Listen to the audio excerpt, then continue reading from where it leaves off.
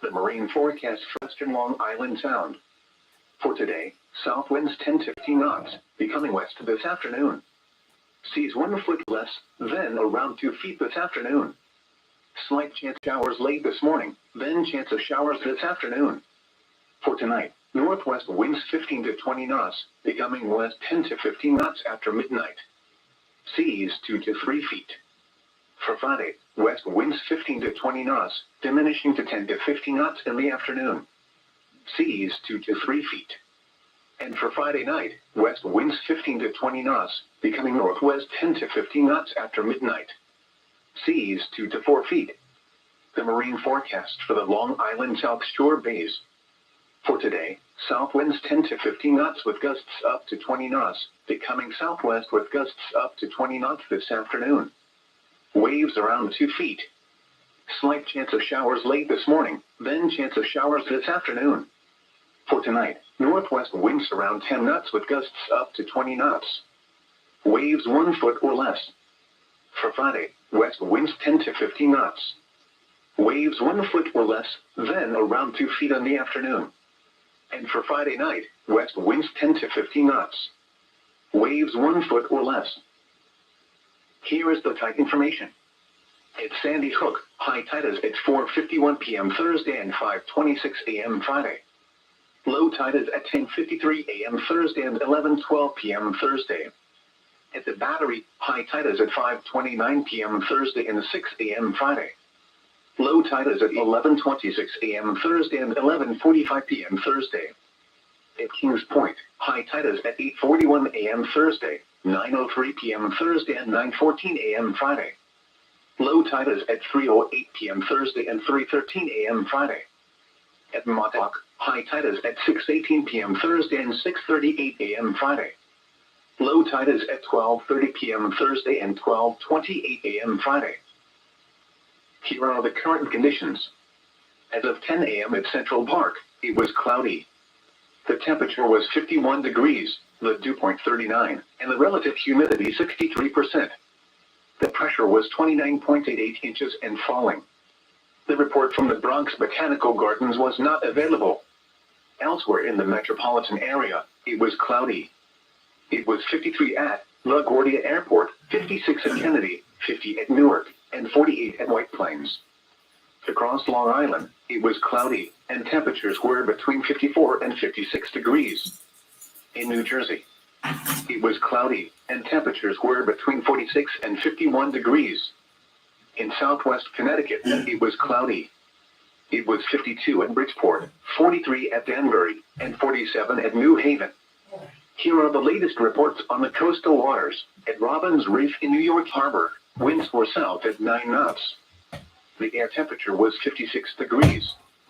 At New York Harbor and sea temperature 58 degrees. Wave height 3 feet. Hello, Bobby. From Morgan City, Louisiana. I'm catching my breath. I was going up and down the stairs. Temperature 60 degrees. Wave height 3 WA 5107 SWR, Morgan City, Louisiana. South Montauk Point was not available. The report from So that's was not available. SH0D109WB. So that is the weather, of course, weather station. Wave height 3 feet. Wave period 4 seconds. On the Western Sound, reported a northeast wind at 3 knots. Backlit. The air temperature was 50 degrees. At Bridgeport Harbor, a northeast wind at 3 knots was reported. The air temperature was 47 degrees. The report from Central Sound was not available. The following are coastal weather reports. Okay. At 10 a.m. at Morgan's.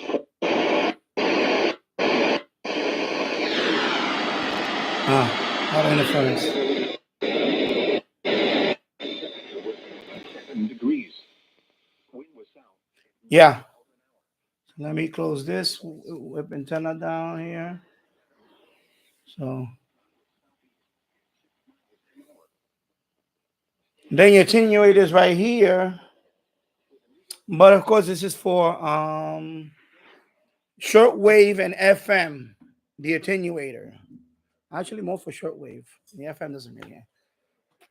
I thought it was gonna. I thought the DX local button was gonna be also for medium wave, but it's not. It's only for shortwave. And let me see. Let me put on shortwave. So right now I'm not tuning anything. You see, if I turn off the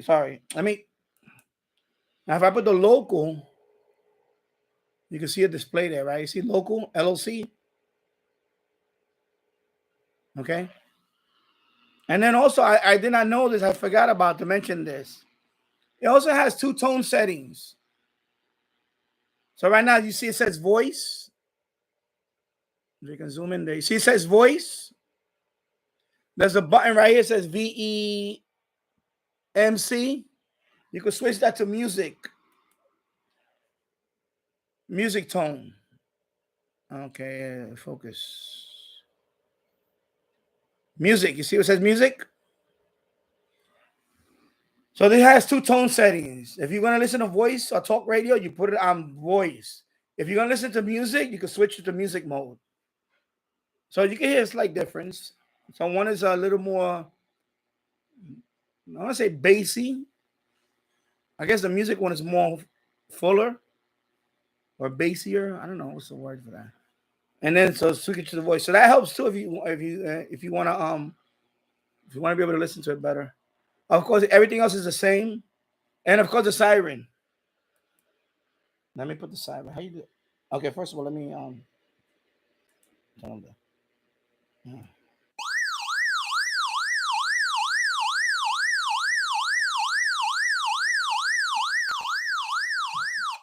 So you press it, hold down the SOS button.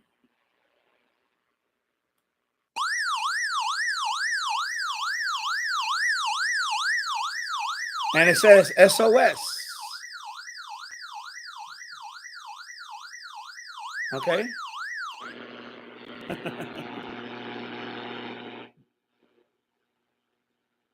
And then, of course, weather band. You also have the weather alert.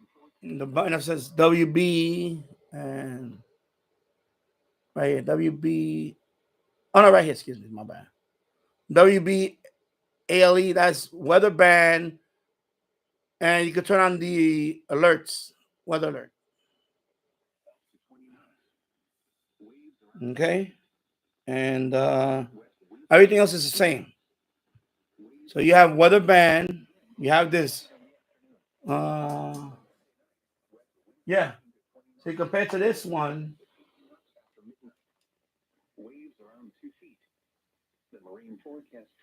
compared to this one, it's the same amount of buttons.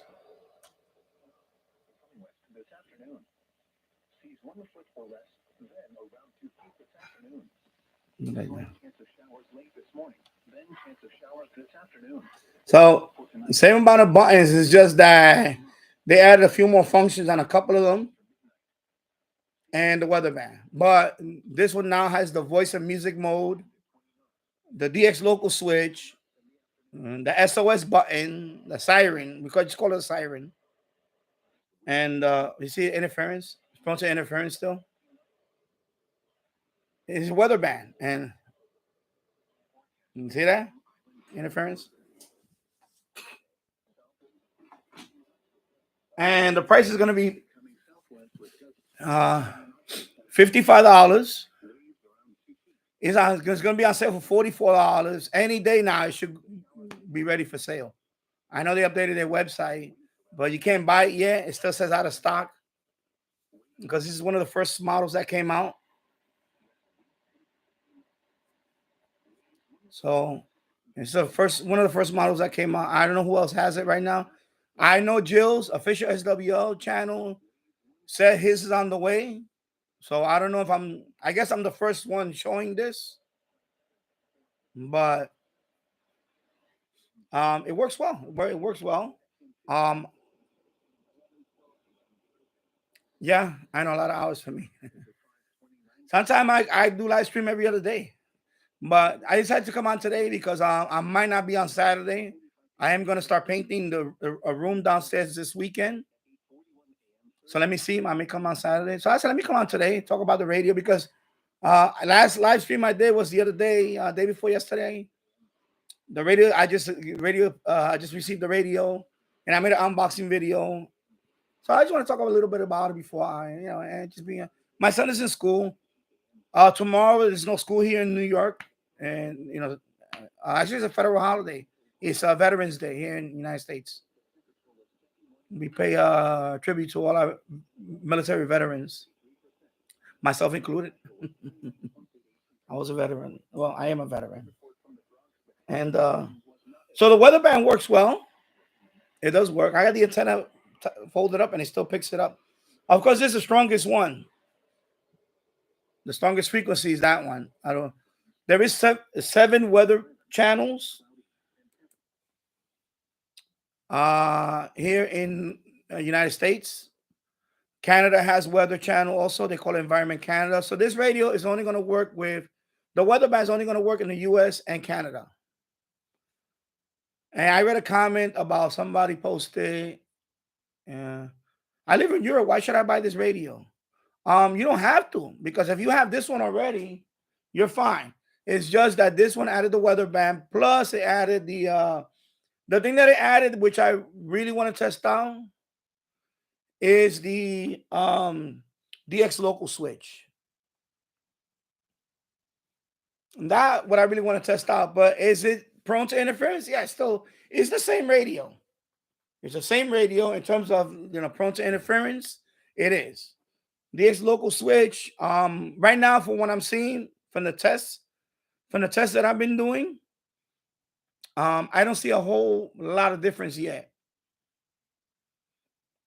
And of course, I thought it was also going to include. I thought it was going to be part of the AM, the medium wave band, the DX local switch, because I could see on medium wave, if you want to dial down the gain, RF gain, or I could see that on medium wave too. But the DX local switch doesn't work for medium wave. It's not for medium wave. It's for only shortwave. And actually, let me check. I can also check for. So if I go to FM and I hit the DX local switch, actually it does come on. So at FM, you see the DX local switch? I put it on. So FM, shortwave,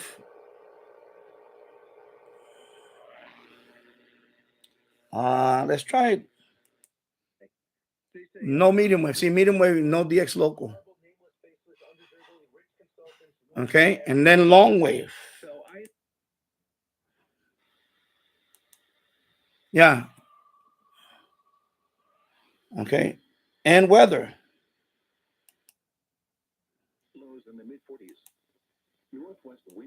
Okay, DX locals now doesn't work with weather either. So it's only FM, and shortwave.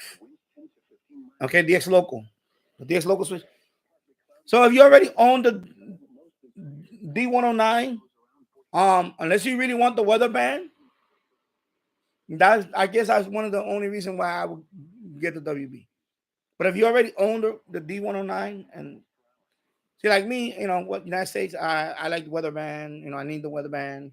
It's another, Now I think the next step they should make, like the SSB, like the C-Crane SSB2, I think now they should put the airband in this one and SSB, and that would be like the ultimate.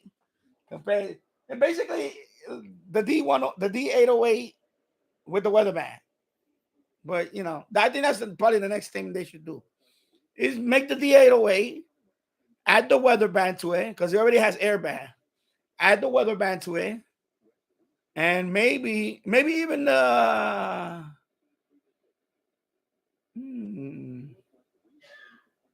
2-meter handband. Maybe, I don't know. I like the C-Crane. I think it's 2-meter handband and some other radio. But yeah. All right, let me drink some water. Did I put the other one in the freezer? Oh.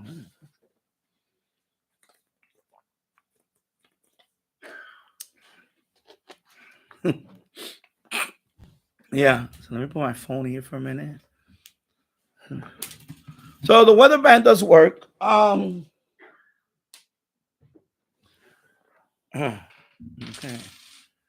Weather band does work. Over here outside, That radio outside, I get 3 out of the 7 channels. That's normal for all my weather radios. 3 out of 7 I normally get. Of course, my disc cone and with my SDR, I can pick up 4 out of 7 on a good day. 4 out of 7. But 3 out of 7, that's my indicator that the weather band is pretty good on this radio. So the weather band is good on this radio. It's not because some like the Midland that I had before, the Midland ER210. That radio, the weather band reception was not the best. I usually get one strong one, but the other two, they were very, very weak. And even outside, they weren't that good. That good. The reception, that thing, but this one is better. I'm gonna say, it's pretty good. I'm gonna say it's not bad for weather radio. I'm gonna say it's good. It's good. It's good on the weather band. I get 3 out of 7 outside. In here, of course, with all the noise, even in the basement, I get 1. That's the strongest one, New York City. So weather band reception on this radio right now, I'm gonna say it's good. It's good. Yeah, because I was last one. You okay over there?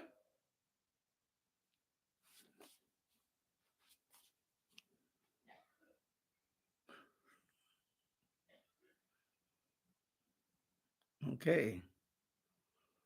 Gonna have to go with that. Should I go with it? Let me go check on him.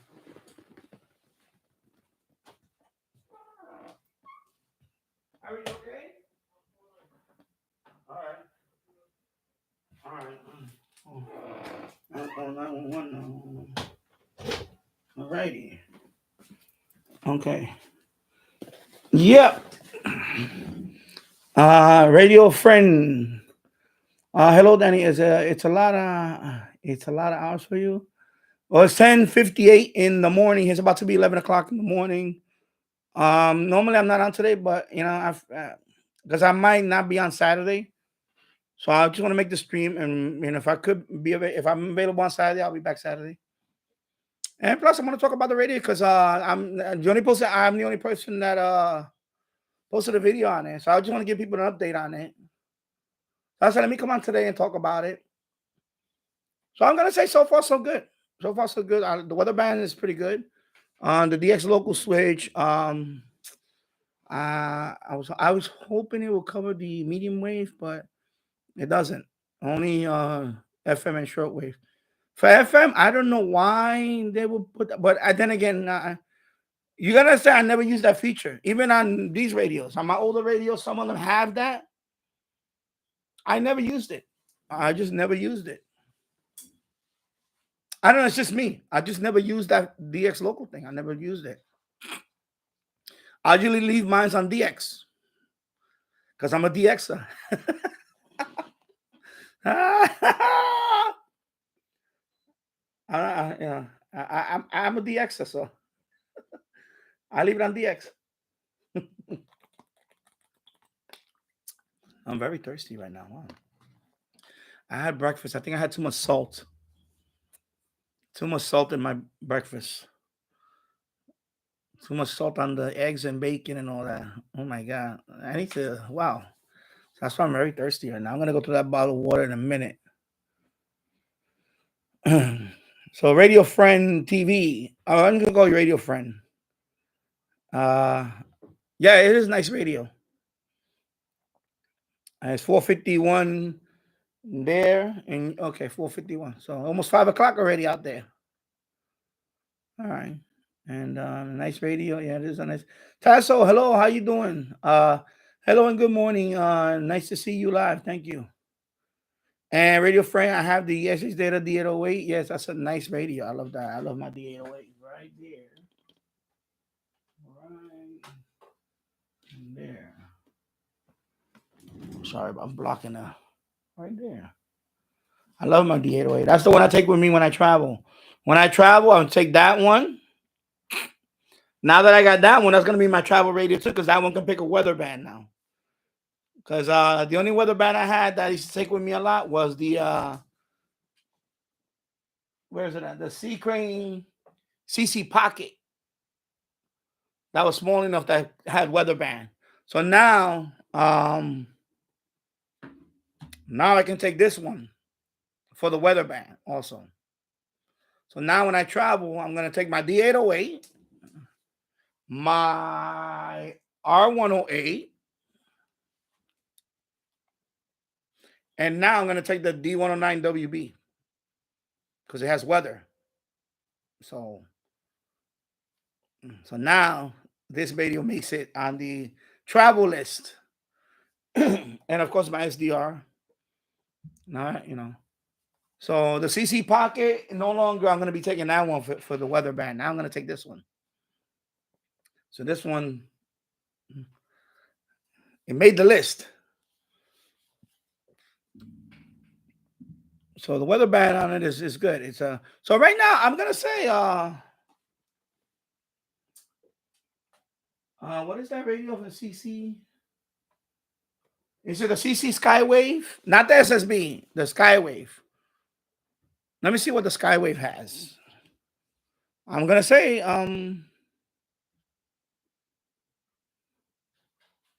no, this on shortwave, this is the original D109. So this is the same thing. On shortwave, this is very good on shortwave, just with the whip. So this is very sensitive on shortwave. I mean, it doesn't have no single sideband. So if you want to listen to amateur radio operators and a couple of utilities here and there and all that stuff, then yeah, it doesn't have single sideband. But shortwave broadcasting and all that, this picks up fine. It's very sensitive on that. The problem with this radio is the overload. For example, if you put an external antenna, but that's with a lot of portables. A lot of portables, if you put an external antenna, it will overload. Me, I don't care about that too much because I don't use my portable. I don't use external antennas with my portables. The most I may do outside is sometimes I may clip a small wire to extend the antenna. That's about it. That's what I do. With this one, you don't need to even clip a wire. This whip antenna and this radio is very sensitive. So this radio just got better. The original one was good, but this one they added a few more things. So this is now better. And I'm gonna test this. I'm gonna do a shortwave band scan outside, and it's just been windy. Last couple of days been very windy. So outside, of course, if I try to record outside, I'm gonna hear that muffling from the wind. I just can't record right now. I have to wait till it calms down with the wind, and then I'll go out there and record. I want to do a shortwave band scan. I want to do it one with the DX switch and one with the local switch. I want to do one of each. Okay. Yeah. So this video is. I'm going to tell you now for the price. For the price now that you get the weather band and they put the DX local switch and all that, $55. I'm gonna say that's a pretty good price now. Now, and if you right now, because as soon as it's available, is actually the price is $44 on sale. So $44 for all that, that's pretty good. I'm gonna say that's pretty good. I'm not getting paid for this. I think that's pretty good. So when it becomes available next whatever, I think $44 on sale price, even a regular $55 price, is a very good price for this radio because now you got the weather band, you got a DX local switch, and of course you got the voice music thing. That's pretty good. And the radio was already a good radio because of the shortwave sensitivity on shortwave. Medium wave, like I said, when I say it's not a DX, what I mean by that is, in my case, I shouldn't have said that. I should have been more. My problem was that I couldn't use an antenna like this to fine tune, but it is sensitive on medium wave. It's actually, I picked up, you could DX on it. Plus, it has the bandwidth. How many bandwidth settings? I think is. Let me go through it real quick. Let me go to shortwave. Actually, let me go to medium wave. So let me see. So 1 kilohertz, 2 kilohertz, 3 kilohertz, 4, then it jumps to 6. Okay, so 5 bandwidth settings. From 1 kilohertz up to 6 kilohertz. Okay? That's pretty good too. You don't see that in a lot of radios. 5 bandwidth settings. I'm telling you, there's not that many that have 5 bandwidth settings. For this small radio, not a lot, not that many. I'm gonna say maybe a handful. A handful, maybe a little more than a handful of radios you might find out there. And those radios are a lot more expensive than this one. Okay? They're a lot more expensive than this one that has 5 bandwidth settings. You'd be lucky if you get 2. I got radios that don't even have 1. That one over there doesn't even have 1. You got radios that don't even have 1 bandwidth setting. This one has 5. Okay? 5. And a lot more expensive radios too. They don't even have 2 bandwidth settings. This one has 5. You know? All this radio needs now is single sideband and throw in the aviation band. And that'll be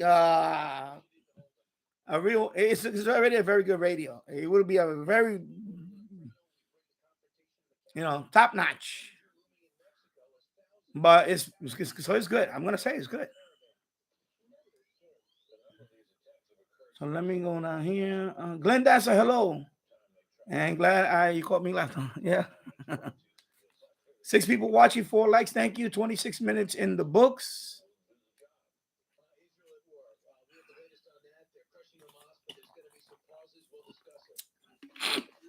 Wow, really thirsty today.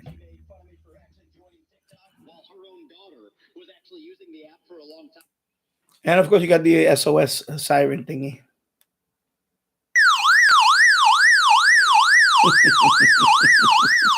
Help, help.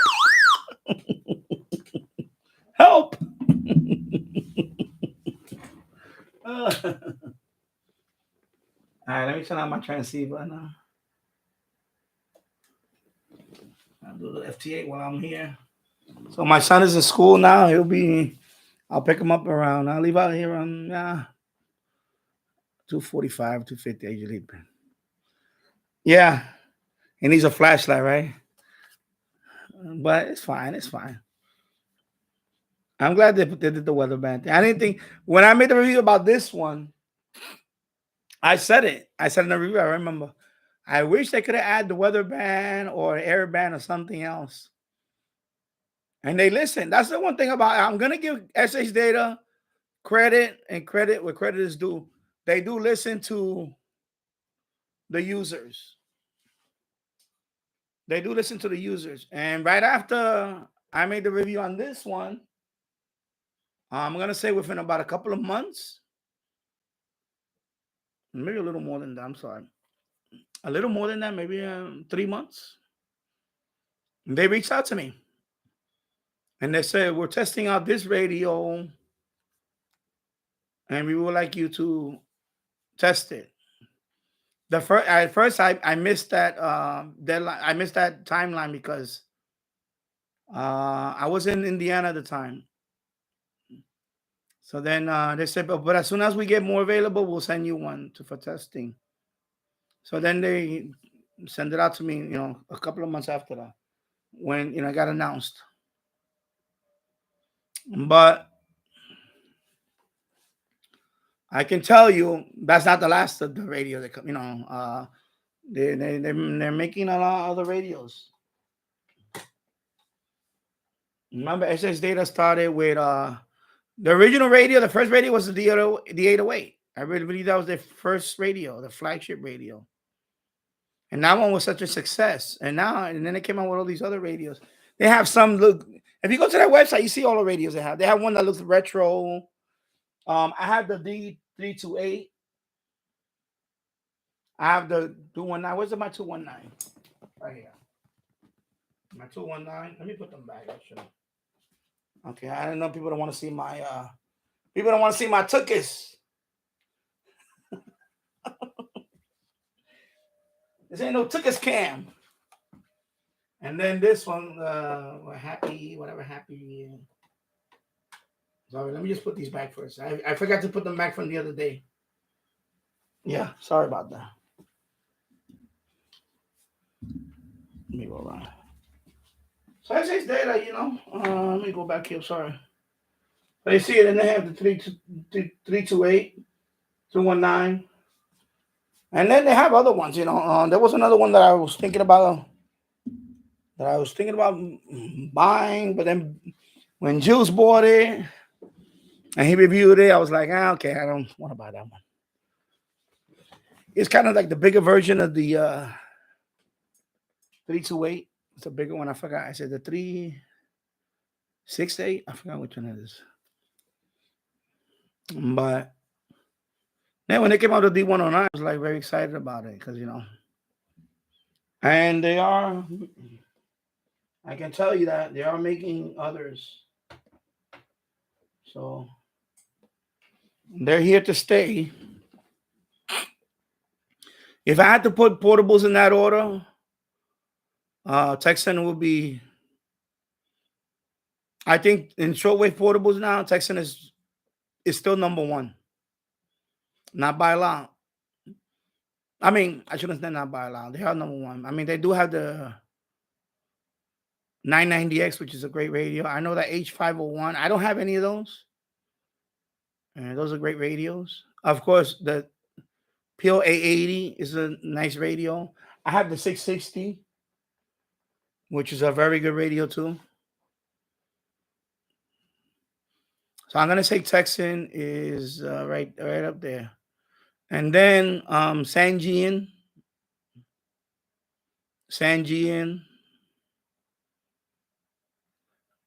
I gotta throw C Crane up there, but I'm not a fan of all their. I think they're overpriced. I think every C Crane radio is way overpriced. Yeah, in terms of portables. So I'm thinking Texan is probably the.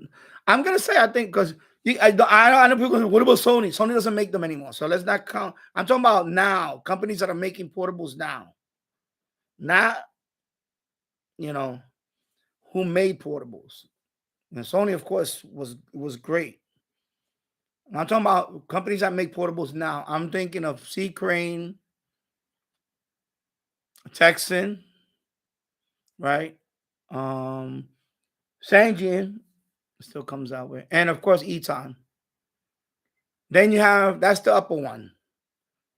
If I missed one out, let me know in the let me know in the chat if I missed one. Then you have the second group, and I think SH Data is in that group. SH Data. One other company makes. What's the other one? I don't want to say Ratty because I don't have any Ratties. Of course, that's from Radio Oddity. Ratty. All these Ratty radios. Radio, yeah, unfortunately, I cannot put them in that category. Not radio. Shortwave, in terms of portables that are decent in shortwave, no, I cannot put radio there. That's the problem. Radio can't. If radio would have, make better shortwave radios, they can be up there, but they're not. They're not in that second group. SH Data is the leader of the second group, but they quickly, to me, they quickly could be a top 4 maybe. In terms of making a good shortwave radios, they're getting there. So, but right now I'm gonna say Texan. I think Texan. Yeah, I know. What's the other ones? Redicus. Is it Redicus? There's a Retevis, and there's 2 of them, by the way. People get confused. There's Redicus, then there's Retevis. I don't know much about either of those radios. I don't own any of those. And then there's another one, TIVDO, but TIVDO, and they're not really. I'm gonna say, in that order, I'm gonna say Texan, Sangean, Eton, and then I'm gonna say like number 4, number 5. I'm gonna say, XH data, SH data. I'm gonna say, yeah. Well, Grundig is no longer. It's Eton. Eton bought the name. Grundig was actually originally, I think it was German, but they sold their name years ago. You can see that. Like I have that's the Grundig, but then they sold the. See, these are Grundig brand, but this one got sold out to Texan, I believe. Remember, Texan came out the S2000, whatever it's called, S2000. The same thing as this one. It's just the same. But then Eton branded that one too, and it gets confusing. Then of course that one is Grundig, but it's really Eton. They just bought the name, but in terms of the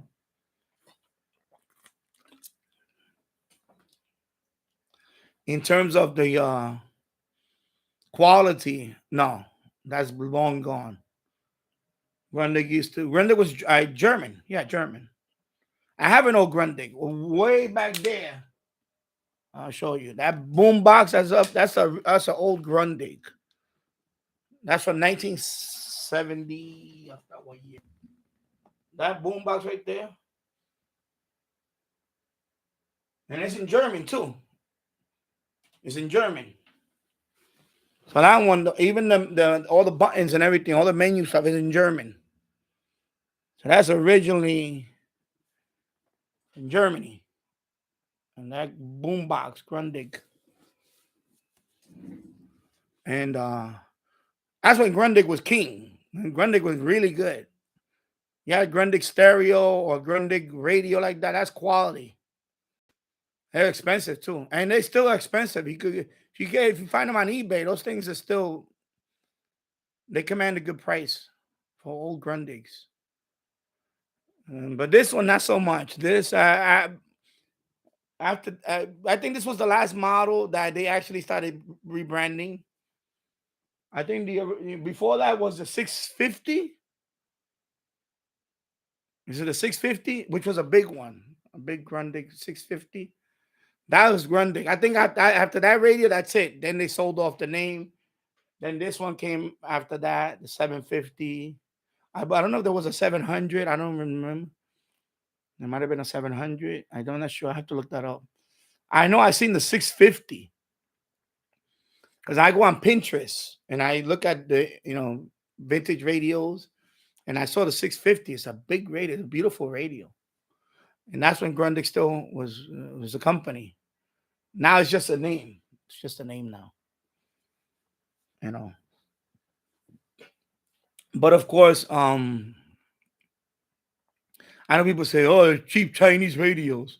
Everything's made in China now.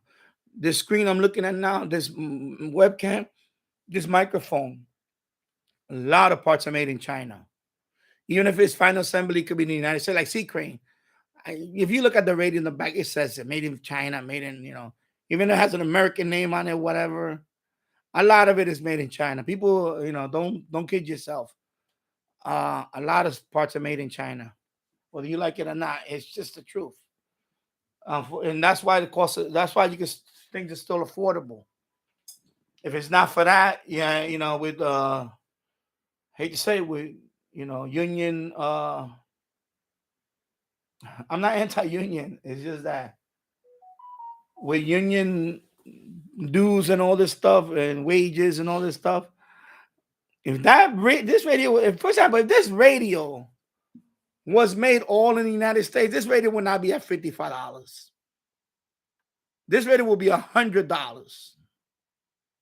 If this was made everything in the USA, I can tell you that right now. For a fact, it would be at about $100. Like the way it used to be back in the days, back in the old days. Hello, Dwayne Trivet. I hope you're doing well. Yeah. Tasso, does Grundig have any portables? Yeah, they have a lot of portables. They old ones. I have a few of them. I have the Yacht Boy 400. I have the right here. I have it. I'll show you. Yeah, they made a lot of portables. made a lot of. Let me move this chair. Yeah, you're gonna. Yeah, of course these are portables. That's a portable, of course, and that's a portable. It's just a big portable, but those are portables. Of course, you know I'm talking about the original Grundig, like Yacht Boy 400 right there. That's one Grundig. I have. Let me take. If I take this out carefully, I don't want to knock anything over. I can show you. Now, Grundig made a lot of portables. That's the G8 Traveler. Of course, they made the G7. I think they have a G. Is it a G6? I'm not sure. But it's a G8. That is the, I forgot what that one is called. I have to take it out so I can see the model on this one. As you can see. So this is a Grundig. What is the model of this one? I have to look it up. I forgot what's on. I'm sure somebody will tell me. My vision is not that good looking at this. It's like etched all these frequency settings and all that. It has that offset. What do you call that offset? You know, kickstand, whatever, backstand. I forgot what this model is called. I made a video on this a long time ago. I have to look it up because some of it is faded right here. And these are old. So Grundig made a lot of they made a lot of small portables too. Of course, like I said, the Yacht Boy, that's what they're famous for. The Yacht Boys. Right? You see? And of course, you know, they have Grundig also makes this one. I have that one, the Field Grundig. This is an Eton. The one right here, this one. I'm pointing to this one. That one. Okay, that Grundig, that's actually Eton Field Radio. That's not the Bluetooth version. There's a Bluetooth version. This is not it. And so, of course, the Grundig edition. They threw the name Grundig in there. Trying to see if I have any other Grundigs around there. So I think there's one. And then, of course, I got these portables. 2, 3, 4. Of course, I got the boombox up there. And then the other two are right here. Let me see. I think that's it. I think that. And these two. Okay. So, yeah, I have a few Grundigs.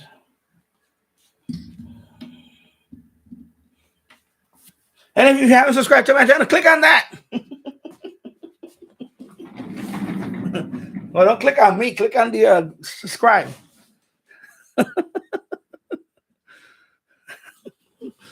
Yeah. Let me fix my pillows here. So 43 minutes in the books. Oh, waiting for me to log in. Okay, log in, bro. Log in. That would be nice.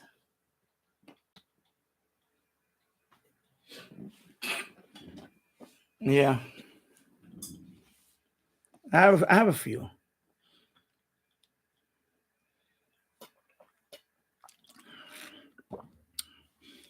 But Grundig made a lot of they have home stereo.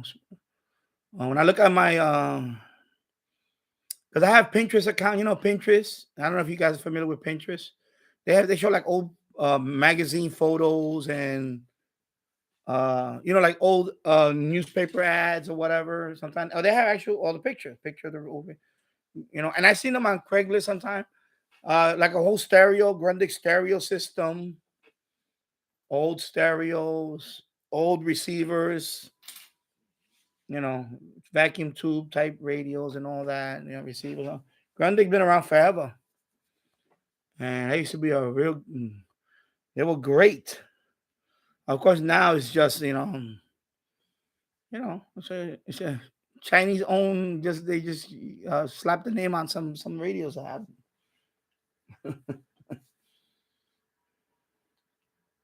Like the satellite, right? The satellite.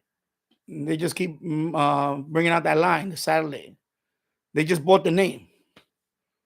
So of course, satellite 750. Then I went to satellite 800. Then the last one they came out with was the HD, satellite HD, whatever. That one turned out to be a flop. You know, because they thought they were just gonna sell the name and that's it. It don't work that way. You know, you see the name can only take you so far until you know, of course, even the 750. Even the 750, it's a great radio. But you know, it has one thing that you know some people really fight over. And I when I first got that radio, I thought about it. So I was like, man, the bandwidth is a little too wide. But you know, now shortwave, you know, there's not a lot of shortwave stations now, so they're not crowded. So it's not an issue. It's not an issue now. Same thing with this old Radio Shack. It is kind of wide, but shortwave listening now is not like the way it used to be. It was very crowded, it had a lot of stations. Now there's more separation. It's not that many stations now. So that's not an issue anymore. For this radio, it wouldn't be an issue. Unless there's two very close stations together, near frequency wise. But no, it's a good radio. It's a very good radio. Okay. But 30 years ago, yeah, it would have been 35 years ago, whatever, when the middle of the Cold War type deal. Yeah.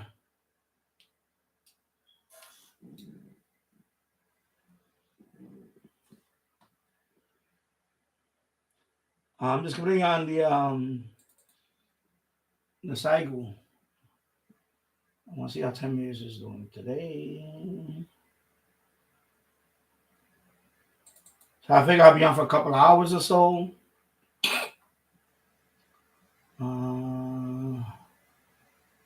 Let's see.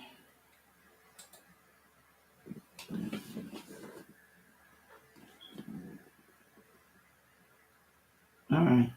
So 10 meters look good. Okay. So let's enable this guy. All right. There we go.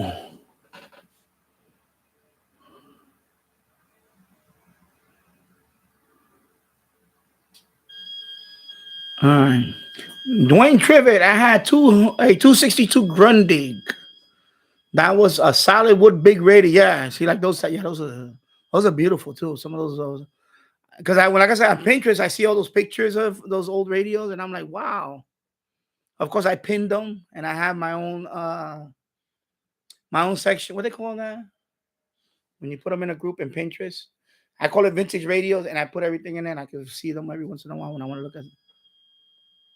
Yeah. So it was a solid wood big radio. I think it was made in the early 60s. Yeah. And hello, David's Radio Room. I hope you're doing well.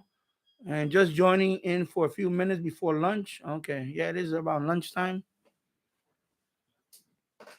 So, yeah. Let me contact this one. Because that one doesn't.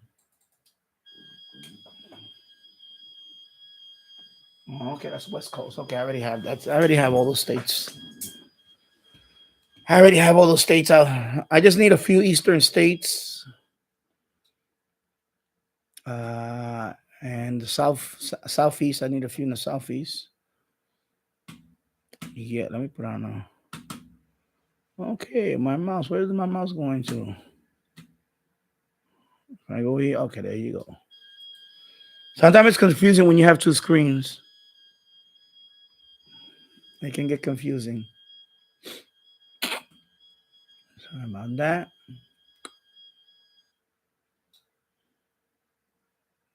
Actually, I'm looking into that too. Let me see. I'm looking into that. RF isolator. People use an ugly Balin, whatever. I saw Andy Tobin. He received one of these recently for his CB For his Antron. For his Antron, oh, okay. Oh, this thing popped up. Anyway, I'll get back to that for a second. Let me let me add this contact. So I know Andy Tobin. He has a channel. He's a CBer guy. He's from Newfoundland. Is it Newfoundland? New Brunswick? What? Newfoundland? I forgot. Anyway.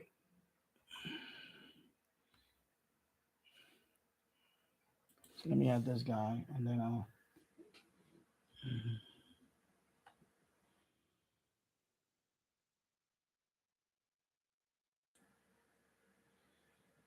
Oklahoma, okay. Oklahoma. Okay, let me add this guy.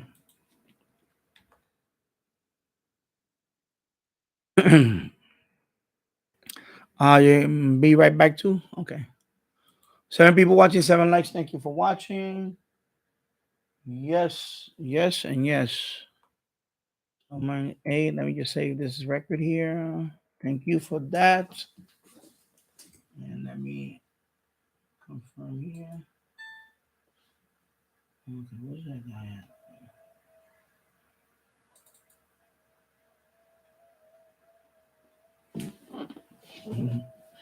CQ USAF W1F. Okay.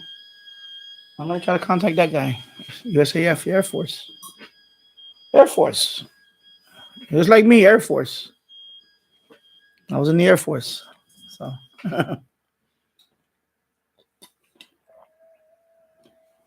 Fellow airmen. And then there's another one, CQ Zone 40. I have to do that one too. Get to do with that. Yeah, so so far so good. D109 WB, SH data. And I said the weather band works very well. So normal, it works like every other weather band radio. You was okay. Yeah, there you go, fellow airman. David, I didn't know he was a fellow airman. Okay. 20 years. Wow. Thank you for your service. Yeah, I was a jet engine mechanic.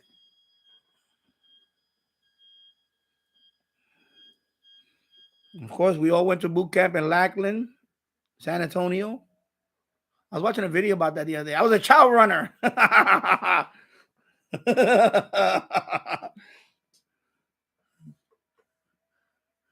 Using communications, of course. Communications, yeah. So, chow runner.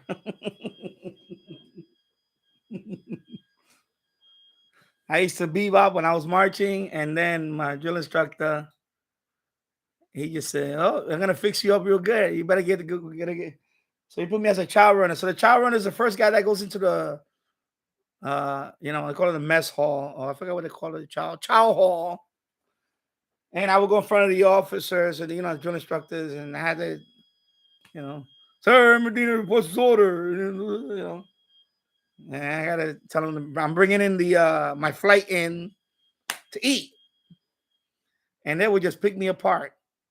One will be on this side of my face, the other one will be right here in my face. I got reamed out a few times, but then I got with the program. 341. I forgot that paper they gave you 341. It's a 341. I forgot what it was called. So I got 1 or 2 of those. I got one because I didn't shave close, and then I had to go get a waiver for that because I can't shave really close. Yeah, 341. Okay. Oh, so they say yeah. I actually got one for being good. I did something really good.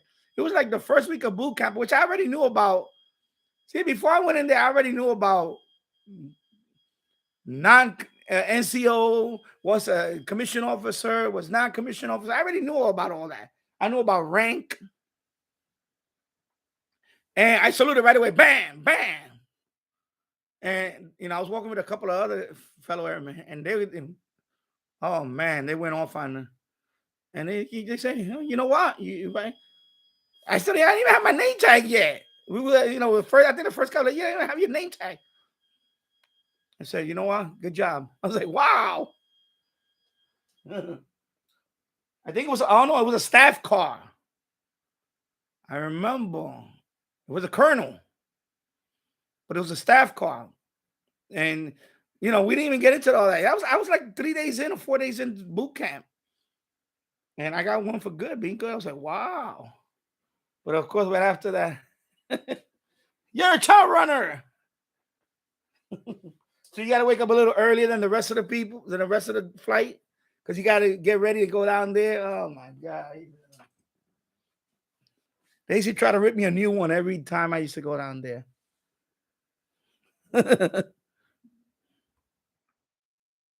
This is the Air Force. Let me see. Yeah. So look, one of my this contact. I just got this contact right now. Because celebrating 75 years of Air Force Mars. So it's a special event. So I just got I just did a contact for that. Wow. Cool. So let me log him in. W1F. Chief Air Force Mars is Scott Air Force Base, Illinois. Yeah, wow. QSLC website. I'm going to check it out. So let me log him in. Yeah, thank you very much.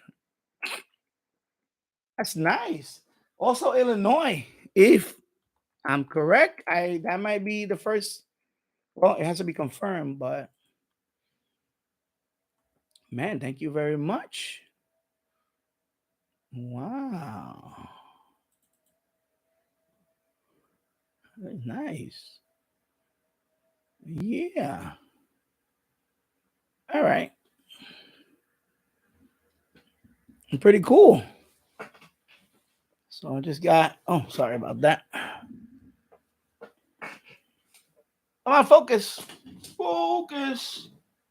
There you go. All right. So yeah, so that's just Air Force. I saw CQ, USAF, W1F. That's pretty cool. Wow. That's a nice one. Hey, talking about Air Force and all that, and I got contact with an Air. Oh wow, that's a good. Let me try this guy. This is the one I wanted to try before. Yeah, that's pretty cool. Man, that's pretty cool. 341, yeah. So I needed one. So I needed to walk around with a shaving. It's called a shaving waiver. Because I can't shave really, really close. I'll get bumps like crazy. I get irritated. So before they were, hey, you're gonna get 341 for you got peach fuzz on your face. They call it peach fuzz. I'm like, sir, I have a waiver. And let me see your waiver, son. And take out the waiver. Here you go. Okay. Carry on. Go. Get out of my face. Yeah. So anyway, Veterans Day is tomorrow. So thank your local, anybody that you know is a veteran, buy him a dinner or something. I know you can eat out at some places. I know Applebee's does it. I know there's a couple of places that do it. Chili's, I think there's a few places that if you go in there with your military ID or your DD Form 214, yeah, it's proof that you're serving or you served in the military. Hey, Anyway, I say thank you to all veterans and all branches for your service. Pretty cool. Yeah, so let me Yeah, confirm. I forgot. Yeah, I want to confirm that one. So 4 people watching and 4 see, action. What am I action? What I want to do here? Action.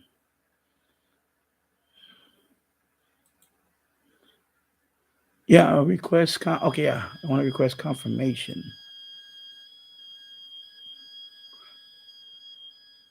Keep it for detail. Oh, there's no contact. Okay. Oh, I gotta go to the website.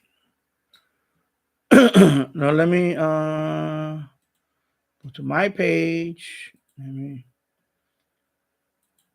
Let's just see website, right? Website. No QSL certificate only. Oh wow. So this is this is who I just contacted. Oh man, let me just fix. Sorry, I'm going. I know it sounds like I'm going. I'm sorry about that. It's just the thing was wrapped around the camera. All right. So this is what I just contacted, right? So you don't get a QSL, you get this is a certificate. So see website for details. I'm asking how to receive a certificate. No QSL certificate only. Okay. So of course these are the Mars wings. This is pretty interesting stuff. Of course, United States Air Force Military Auxiliary Radio System, 75 years. Yep. So they're doing this until the 11th. Okay. And that's the call signs. And I got in touch with this one. Region 6, W1F, excuse me. So that's who contacted. I just contacted right now. FT8, 10 meters. Okay. And no QSL certificate may be downloaded at, okay, so event details, okay, so, okay. So I'll definitely want that certificate. Wow. So we're gonna click on that. Let me, so certificate not available until after, okay. Okay, download the flyer, okay. All right. I'm gonna look into that. Yeah. That's cool. Oh my god, that's cool. See if I get that certificate now. I make contact with that. I saw him right away. I say it says CQ USAF W1F. I'm like, okay. No.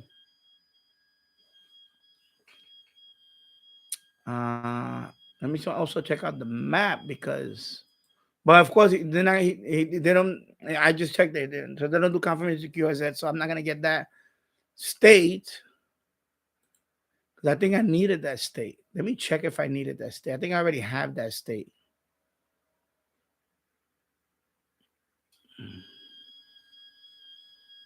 No, I needed that state too. Right there, look.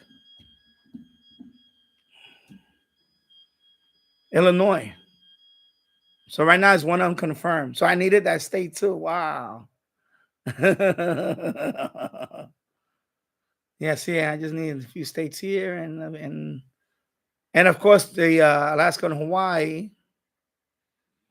But yeah, wow. Pretty cool. It's pretty cool in it because Air Force and David and I, of course, airmen. So I was pretty cool. Like timing. Wow. Yeah, I know the anniversary because it was founded in what 1946. 46 was it 40? Yeah, 46. Because before that, it was the Army Air Force. In World War II, it was there was no the Army was actually they had their own Air Force. Army. It was called Army Air Force, United States Army Air Force. Then after World War II, they created a new branch, and it was called the United States Air Force. Okay, so yeah, that's pretty exciting, though. It's pretty exciting.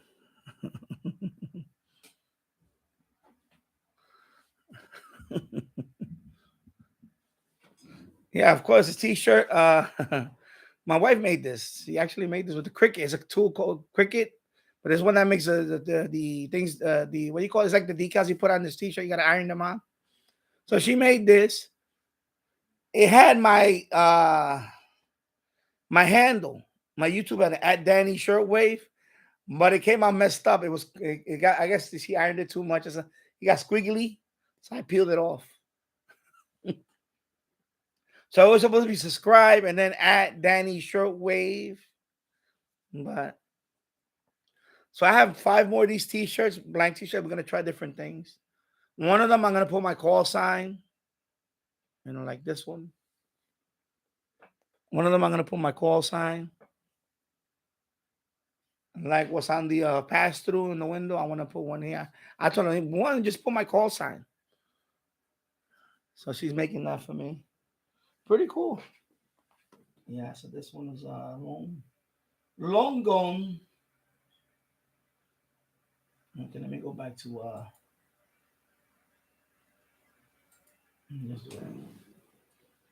yeah, so that's pretty cool. 341. So David probably went back to yeah. So 1 hour and 6 minutes in the books. 8 people watching, 8 likes. Thank you for the likes. Hello, Elmer Time, and other fellow radio enthusiasts. AD7LN. Yes, Jeff, how you doing? I hope you're doing well. I know you've been busy with the house moving and all that stuff. I know it's a lot of stuff to do. I'm getting ready to paint this room down there now. Or probably over the weekend. I'll start over the weekend. We were just cleaning it out. Yesterday I was cleaning it out more. I'm gonna get ready to prep it. So I have to do tape around the window frames and all that. But before I do all that, I still gotta paint this because normally when you paint the room, you paint the ceiling first. So because this is the way I do when I paint. When I'm gonna paint the room, I take everything out. Some people don't do that. I cannot do that. I have to when I'm gonna paint the room, I try to take as much stuff as I can out that room. Because I don't want no obstacles in my way, especially when you're painting the ceiling, with the stick and all that. You paint the ceiling first, then you hit the walls. Of course, all the walls. Next step, you hit all the walls. And then you start doing the trim. All the trim. That's the easy part is painting the ceiling and the walls. The laborious part is doing all the prepping, taping. Put the tape around the mask tape around the window frame, the molding. If you're gonna paint it a different color molding, of course, the floor, all that stuff, prepping, all that stuff. It takes time. You got to cut the tape and put the tape and all that. That's the part that takes the longest. The moldings. And well, here I painted the door. I wanted to paint the door too because the door was all. The tenant that lived here before, he was a slob. There used to be a tenant here. He used to live here a few years ago. He was here for a couple of years or so. And before that, this room, we rented this room out for years, all these rooms. But it got to the point now that I started renting because it was too much of a hassle. It's like babysitting people. They can't keep their room clean.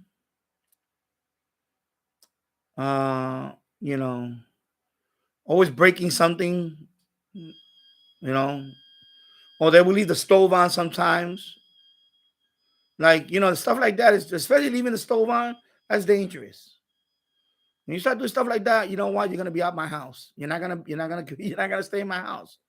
You're not gonna, So he would do stuff like he would leave the stove on, and sometimes I walk up here and I feel the kitchen hot, like warm, like somebody put a radiator, and the stove was on, the oven was on the whole time for hours. My gas bill used to go through the roof.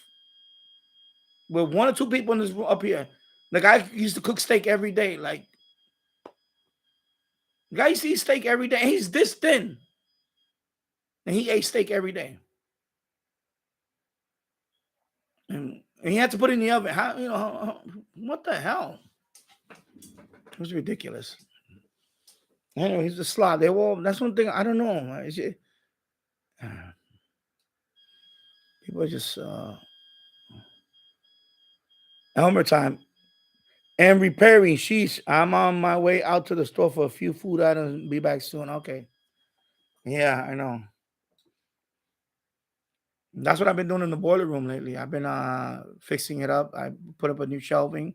I got to put another shelf up, and then I'm gonna repaint that area. I got to repaint that area, that wall, those two walls that are, because I want to shoot. I want to start shooting videos down there. I shoot videos down there. When you see the review videos, that's a washing machine. On top of it, when I do the radio review or the CD player, that white surface, that's a washing machine. On top of a washing machine. That's why I do my reviews right now. But that area, I want to paint the walls and all that. I want to clean it up a little more. And then I want to start doing live streaming on it because I want to have, I want to do radio receptions down there, especially on medium wave bands, fans, and all that. I can't really do it here late night because my brother sleeps next door. So I don't want to be, I don't want to bother him, you know. Plus, down there, I'm more comfortable and I can just go down there, you know. It's actually a better area for listening. It's less noisy than up here. Yeah. Yeah, I know, almost a while. I know I know you moved in there a few months. It takes time. I say when you move to a new place, it takes about a year to settle down, and at least a year. For me, it takes about a year to settle down in a new place. When I first moved here to Yonkers, my wife lived here longer than me. Of course, she would stay with me in the Bronx. I grew up in the Bronx. I had to get used to a lot of things over here. Over here, the stores don't open 24/7. That's the first thing I found out right away. It's a lot slow. It's a lot slower here than New York City. I think a lot of places are a lot slower than New York City. Unless you go like to San Francisco, LA, somewhere like that.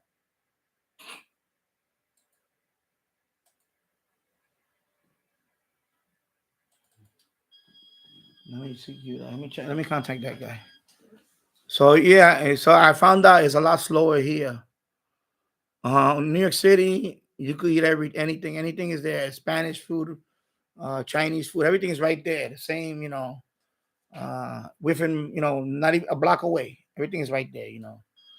Fast food, everything is right there. Supermarket, Rite Aid. I want to buy beer. I had a lot of stores to choose from. Over here, not the case. You got one store here. They close around 8 o'clock. By 8 o'clock, that bodega is closed. The one down there, there's one down there about 3 blocks away. They open till midnight. Over here, nothing stays open 24 hours in Yonkers. They have an ordinance that after midnight, close. Only, well, that's far. I can't. That's not walking distance. 7-Eleven, but that's about 3 miles away. 7-Eleven. There's a 7-Eleven. That's 24 hours, of course. And what happened to my connection? I went from 9 people watching, 8 people watching to 1. Wow. Now I got 2 people watching. Wow. I must have said something to piss off somebody. I'm just kidding. It's just early. I know. I'm just kidding. I'm just joking. 4 people watching. Okay. Hello, Jim's Radio Check. I hope you're doing well. So I found out right away when I moved here. It's a lot slower here. Nothing's open 24 hours a day. Even the supermarket over here, there's a shop right all the way down there. They close around midnight. But a lot of places close like, because South Broadway, we have a bunch of restaurants, but they close like 10 o'clock or some of them. But right away, this guy is, I don't even want to, okay, forget it then. You know what? I tried. Sorry. Next one.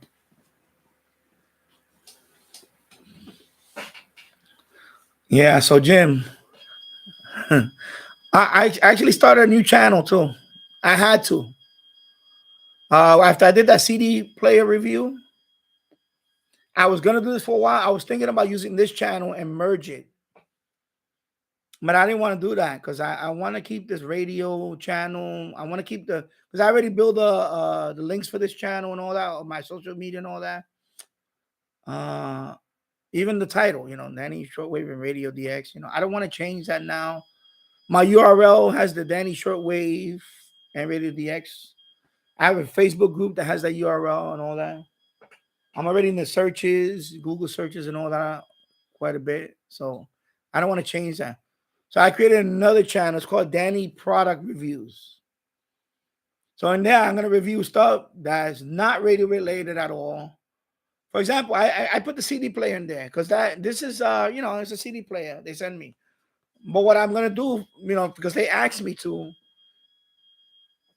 and I did make a review on that in this channel. I put that video on that channel too. So, because I do get inquiries, believe it or not, I get more inquiries about non-radio related stuff to review than radios. And some of them I had to flat out turn them down because I didn't have a channel for that. So that changed. I launched that channel. Well, it's been open. I had that channel for a while. I just didn't do anything with it. So now so if you go to my channels page, it's called Danny Product Reviews. I'm gonna put the link, and let me put the link. Let me do that first, and then I'm gonna also include that in my description now. Okay, we don't.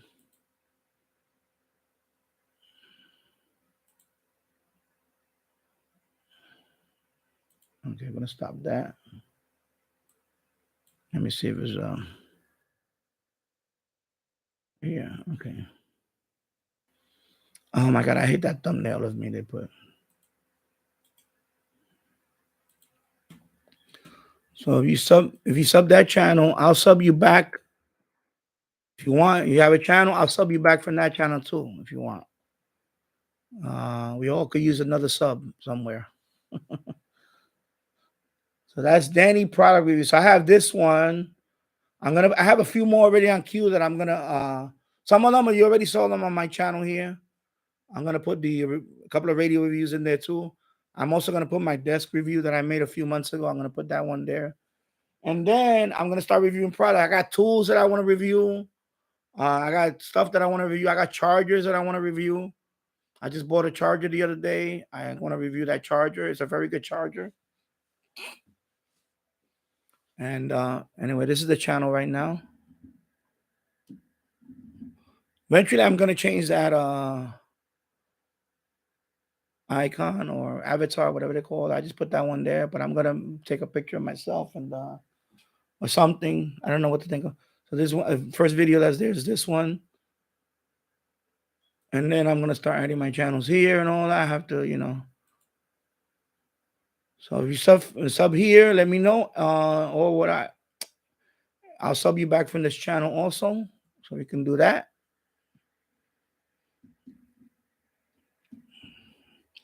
So yeah, because that was the problem I was having. And I really thought about it hard to merge, but I didn't want to do that. I really want to keep this one radio related. Because I know that when you review other products, if it's about numbers, I would have merged everything in one channel. And I'd have blew up the channel with all types of reviews. But I really want to keep this one radio. I really want to keep this one radio related, And that one is going to be a lot of course, non-radio related. It's going to be all types of products and services. That one too.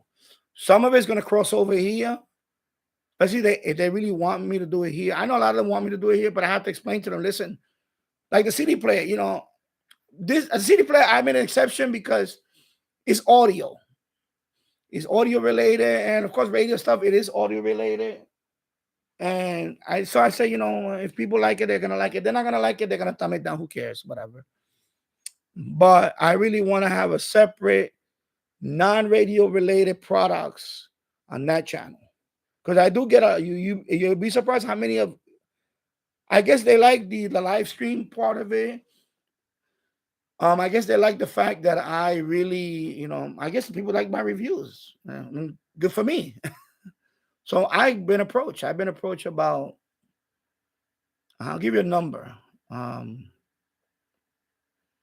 Like about one in, so far it's been about, no, what's the ratio? And she did radio. So about seven out of 10 messages is non-radio related products they want me to review. 7 out of 10. And the range is crazy. There was one they wanted, but they wanted me to buy it. I said I'm not buying it. It was a portable generator. It was a generator, a solar generator. I wanted that so badly. I could use another generator for the house, emergency, And I was very interested in it. And that's why I started thinking, man, I need to make a product channel. I have to make a product channel because, I mean, I could have reviewed it here because that also can be ham radio related. That could be ham radio related, probably because it's a generator / power supply and all that. So you could use that as a emergency radio, power. But I started thinking, man, I need to do a straight up product review, and that did it. But of course, that one they wanted me to buy it, and then they were going to reimburse me, and I said, nah, I'm not doing that. I cannot spend. We're talking about almost $1,000 for the solar generator, and I don't have the money for that. And if I did, I'm not going to buy one just to review it. No. So I said no. No, I'm not interested. So I'm not. If they wanted to send it to me, fine, but I'm not gonna buy it. And then, but no.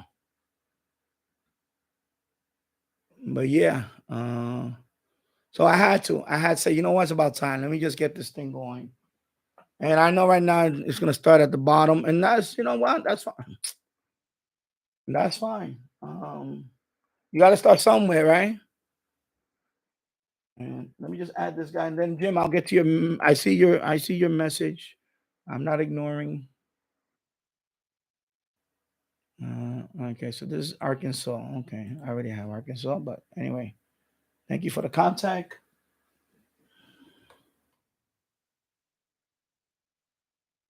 No, I was gonna. Anyway, I'm gonna ask you in a minute. Let me just add this guy. Okay, save. Thank you, Mr. Ray. Thank you for the contact. I appreciate that very much. And let me go with this guy. Actually, no, I'm just gonna secure. Jim's radio check. I've been looking around resale store for radios that are getting they are getting hard to find. For me, it's Walmart. That's the only place I and that's usually a weather radio. In Walmart, not my local one. Well, my local one is no longer. We had one in White Plains. That one was ghetto. I'm not gonna call it ghetto because it was nothing. The one that we go to is way up there. It's about 50 miles away. It's in Orange County, up there. Way up there. It's way up there. It's about almost 50 miles. 50 miles plus. It's a superstore, big one. It used to be open 24 hours before the pandemic. Now they're not 24 hours anymore. Anyway, that one, they sell CB radios. That's why I bought the mag mount. The mag mount antenna. See that mag mount antenna over there next to Mario? I took that one to Indiana one time. Remember, I was on a magnetic mount CB antenna. I bought that one at that Walmart. So that one has CB radio stuff. Not many. It just had a couple of little mobiles. Not this one. It just had a couple of cheap little mobile. I think it was a little cheap Cobra, whatever it was. the mag mount. The weather. I bought my weather radio from there. My Midland ER210, the one that I eventually sold my brother, is a red one. It's a little red one. He crank. I bought that there. The same Walmart. I bought that there. That Walmart has a little. They have little radios like They have one that it looked like a little tabletop. It has a little CD player on top. The AM FM / clock radio with a CD player. That's about it. Shortwave radios, no. Forget about that. Shortwave radios, no. Nowhere. I had not seen a shortwave radio in any store since I can remember. You will have to go back to the early days of Radio Shack. When I say the early, I'm talking about, at its peak. Okay. Who's this guy contacting me? Anyway, I'm going to leave it there so he's CQ. Okay. CQ, let's go. I mean, not CQ. 73 me, come on. Yeah, so in terms of radios, yeah, they're harder to find. And TV, some TV accessory like RCA, the RCA little Yagi that they buy, you see a lot in Walmart. The indoor antenna, like the Mohu Leaf. So TV antenna stuff they have there too. And also the little converter box, for the television over there. That's it. Nothing else. I seen a couple of them had little vinyl record players. Like the USB ones, Ion or whatever. I saw one that had. No, I haven't seen that one in a while. Anyway, yeah. So in other words, no shortwave radio, that's for sure, and no amateur transceiver or any type. I did see the Midland Sam's Club over here in Elmsford. I did see the pair of HTs, pair of these. Midland they made a pair of them. They were selling them. FRS, GMRS. That's about it. But that's it. I probably see it in a few places. The FRS, GMRS. But that's it. That's the only radios you can find on everything. You have to go online. Everything is online. Yeah. Yeah, Jim's radio check. I was at a Target. Excuse me. Let me go get some water. I was at a Target this morning. They didn't have Target, especially Target, forget it. I don't recall Target having anything. For me, it was Walmart, just Walmart. And not, like I said, we had a local one here, but they went out of business a long time ago. They closed that one down. So the one up to the superstore, yeah. I seen CB radios, weather radio, like they said, the emergency, the Midland with the crank. Yeah. Not even HD radios either. I don't see them on sale anywhere. Not Insignia HD little portable. I bought that online. I bought that on eBay. The HD receiver that I have in the basement, Sanjian, I bought that online too. I bought that on eBay. And that's it. Not even HD radio. Nothing. It's kind of sad though, And you can't buy radios anywhere. Of course, over here in South Broadway, there is I may go pay a visit. If I have time today, I may take a walk over there and see what's in that thrift store. Last time I went there was a couple of years ago. I was walking down there and I was looking at a turntable. It was a BSR turntable and nobody was in there. It was just him. It's a kind of spacious place. He had a lot of old stuff, So I figured, let me go thrifting in there. I said, how much you looking for that turntable? I already had a price in my head. It was going to be $40. Maybe I could even push it to $50. This is BSR. This is a 1970. It's from the 70s. It's a turntable. I forgot what BSR stands for. I think it's an English product or something. I don't know. I forgot. They're known for very good turntables. And it looked nice. And it was in nice condition. It wasn't that bad. It was not. Even had the dust cover on it, which the dust cover, it's hard to find dust covers that And the BSR had a big dust cover. It's like really, they're known for their big dust cover. And he's like, on eBay. He brings out eBay right away. On eBay, that costs about $299. Or no, he said around $250. I say, again, how much would you want for it? So I said, okay, so now you're pushing about $200. You know what? Thank you, but no thank you. I walked out the place. I said, so I'm gonna go back and revisit it just to see if he even if it's in business. I don't even know if it's still in business or not. This is around 2 years ago. Because I want to see if he has any type of old radios. Like maybe I'll get lucky, I get something like one of these. An old tube radio or something, or even something like this from the 70s. But yeah, other than that, it's sad that they're hard to find. Even my Goodwill, the local Goodwill, same thing in Elmsford. I don't see radios in there either. That one really, in terms of radios, like you old radios, nah. I found this one, that Midland. I found that in Indiana.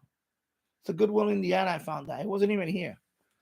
In New York, the Goodwill that's right there says sucks. I'm gonna say it, play it up, straight up, it sucks. I think in there they just take the stuff. I think a few workers, when they bring in the stuff, they sort it out right away. Oh, we can get this on eBay for more. So they just keep it, and they'll put out the stuff that's crap. Like they'll put out, there's like a few VCRs they put out there, a bunch of DVD players, which we all have at least 2 or 3. I have about 1, 2, 3, 4. I have 4 DVD players right here. 5, if you include the old TiVo. I have 5 DVD players right now. I have one with the hard drive, the original TiVos. That has a DVD burner, DVD player Philips, another DVD player Philips. How many Philips I have? 1. I have 3 Philips DVD players. 1, 2, 3, and a Kobe. DVD players, you can find them all over the place. What I wanted was a laser disc. Just for nostalgia. Although I don't have no laser discs.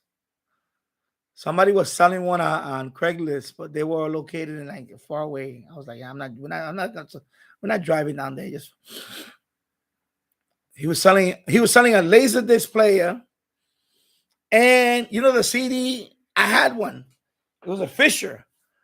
That you could put 100 CDs in it. It's like a carousel. I had a big one. I had a big Fisher. It was a carousel. I think it was 100 CDs. Was it 100 or 50? I think it was 50. I'm not sure. I have to look it up.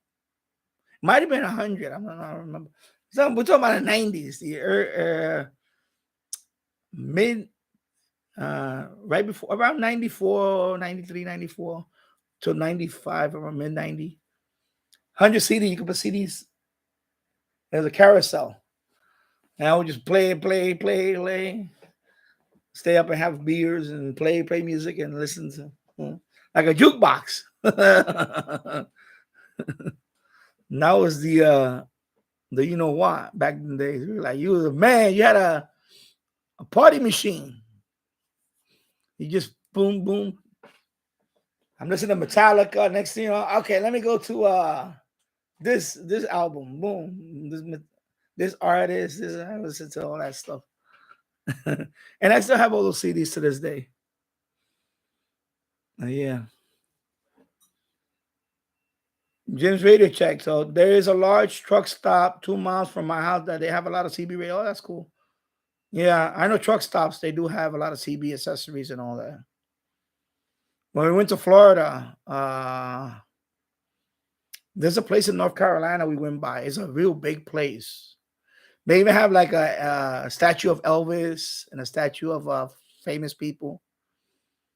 It's like like a Elvis. They had one, I think, of who else did they have a statue of? Then they had one of Rocky Balboa. And, so you can take a picture next to it. He's not wax. It's just a big old, what you call it? Okay, this guy just stopped. Okay, I'm just gonna continue to the next guy. I'm not even gonna bother.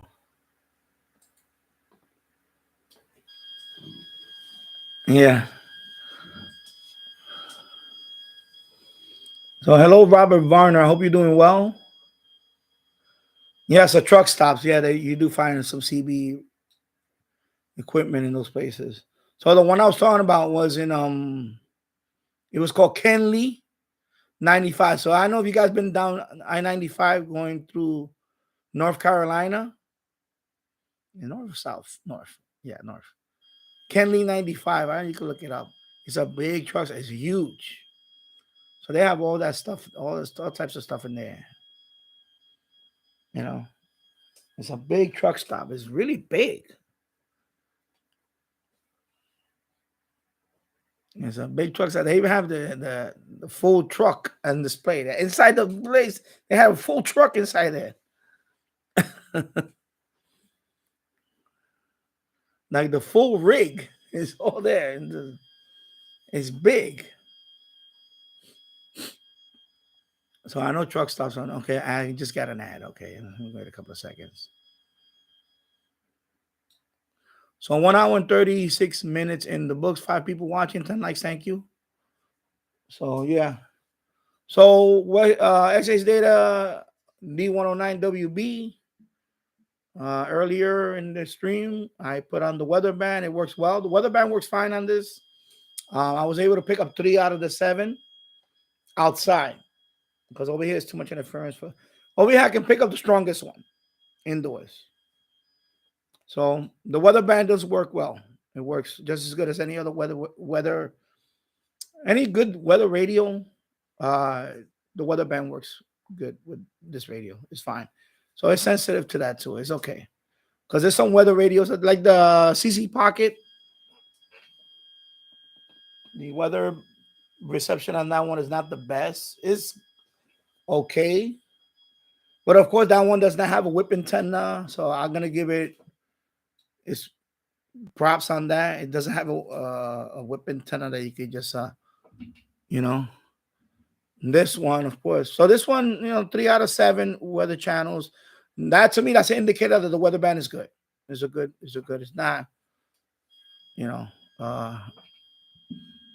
and of course, I have one. We have one strong one out of New York City. That one picks it up with no problem. Even in the basement, I can pick up the strongest one. So the weather band on that radio is good. It's good. It's just as good as any other weather radio. Because I thought that maybe it was going to be a little. Sometimes when some radios add weather band, it's not the best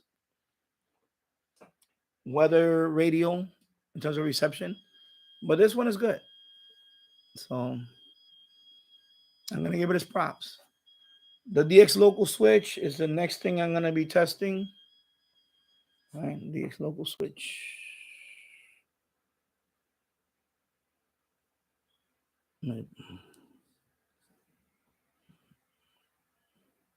That's the next thing to test. Of course, you got your voice and music tone. Okay. And then, of course, the weather band. Where is it at? Right here. Weather band is right here. Okay. And they also have alerts. So you can do weather alerts.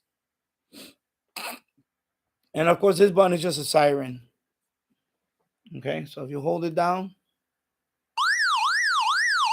it's just a siren. Okay. It's just a siren. So, yeah. So that's what I'm going to test out to see if it helps with the and I tested it out. It seems to when, for example, I had on short, and the DX local switch is only for shortwave and FM. It only works on those two, shortwave and FM. Okay, it doesn't work on the other bands, so you cannot enable it on the. It's just, but the DX local switch, you can hear the difference. When I had for example, I was in the basement. I was trying to tune shortwave. I could hear a lot of the minute I flipped it to local, it died down quite a bit. So it seems to be working. But I want to do a band scan outside with the whip, of course. I'm gonna do one shortwave band scan with the DX local switch, with the local switch on. In other words, with the local switch. Without it, let me show you the display. So if I put on shortwave, it's not tuned to anything. I'm just showing you. When it's like that, it's not showing the display. That means this is DX mode. So it's like default. If I put local, DX local, now I switch it to local. Okay? See the LOC next to it? I just switched it. Okay?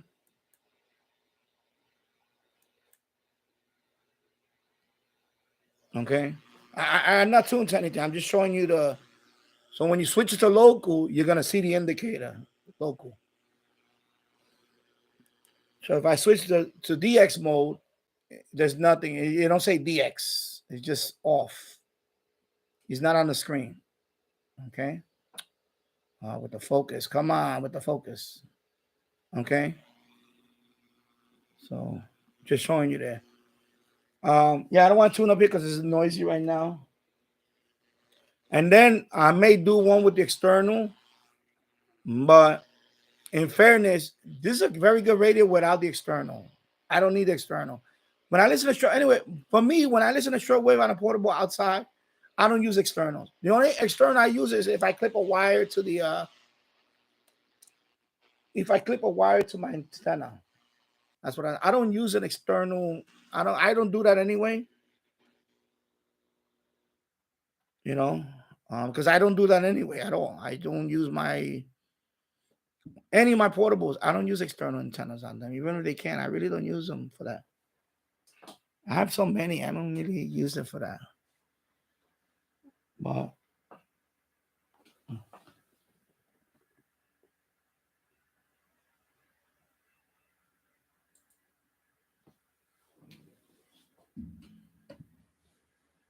kind of noisy, huh?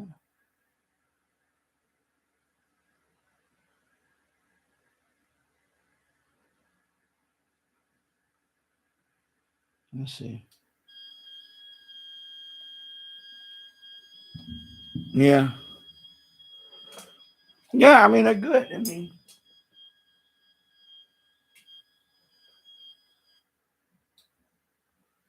there's a fan. Wow, that fan is noisy now. I need to blow air in there. Yeah, I need to blow air in there. I need to blow air in there. I can hear the fan. Bzzz. It's gathering dust. I can hear it. It's very noisy now. Yeah, I definitely have to clean that fan. I can hear it now. When nothing's going on, you can hear the fan. It's getting more louder. Jim's radio check. Yeah, I only have two SH data radio. Both of them are good. Yeah, they're good. And I was saying that earlier in the stream that if you're gonna rank SH data, they're moving up there now.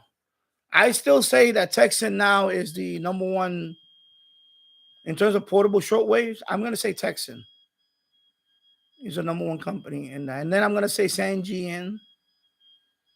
Sangean is up there, and then I'm gonna say Eton is up there too. Eton, well, used to be Grundig, but Eton, they're still up there, even though the last radio was a major disappointment. They're still up there. You gotta still give them their props. Then you have other ones. You have like Degen / Cato. They all and then I'm gonna put XH data. Of course, also C Crane. But I'm gonna say C Crane. Of course, they're overpriced. Everything's overpriced with C Crane. Sorry, with C Crane, but your radios are too overpriced. I'm sorry. They're just overpriced. And that's the first tier of for portable radios. Okay, now I'm not talking about transceivers and all, but I'm not talking about portable shortwave radios. That's it. I think Texan is number one. They have to be number one. They have quite a few nice radios. The Texan PO990 I don't have one. I wish I had one. Of course, the H501. I don't have one either. That's the one uh, and of course Sangean. But I think in the next tier of radios, I'm going to say SH Data is the next tier of radio. You have your top radio groups, your radio makers, and then you have your secondary. I'm going to say SH Data. They if they make a few more, they'll leap over to the top group. But right now they don't have a big like this guy. They don't have one of these. They don't have something like this, bigger portables. Texan has that H501. They're there. Of course, Texan also has one of these, the S2000 or whatever it's called, the S2000. Which, and Sangean makes a whole bunch of radios. They even make the ones I have over there. So they make a whole bunch. So SSD is not there yet. They're getting there. I think they still got a few things to make before they can get there. So on the second group, they're there. And then you have somebody mentioned Gradio. No, Gradio's not there. It's not Gradio. I think on the second group, it's not that. There's a whole bunch of other names. Like I know a lot of people have the Raddies, all these Raddies. I don't own a Raddy, any type of Raddy. That's Radio Oddity. They're the ones that make the G90. So they also make all those Raddy. I don't have any of those Raddies. They actually wanted me to buy one of their radios and make a review, and I said no, I'm not buying radios to make reviews. So Raddy, sorry.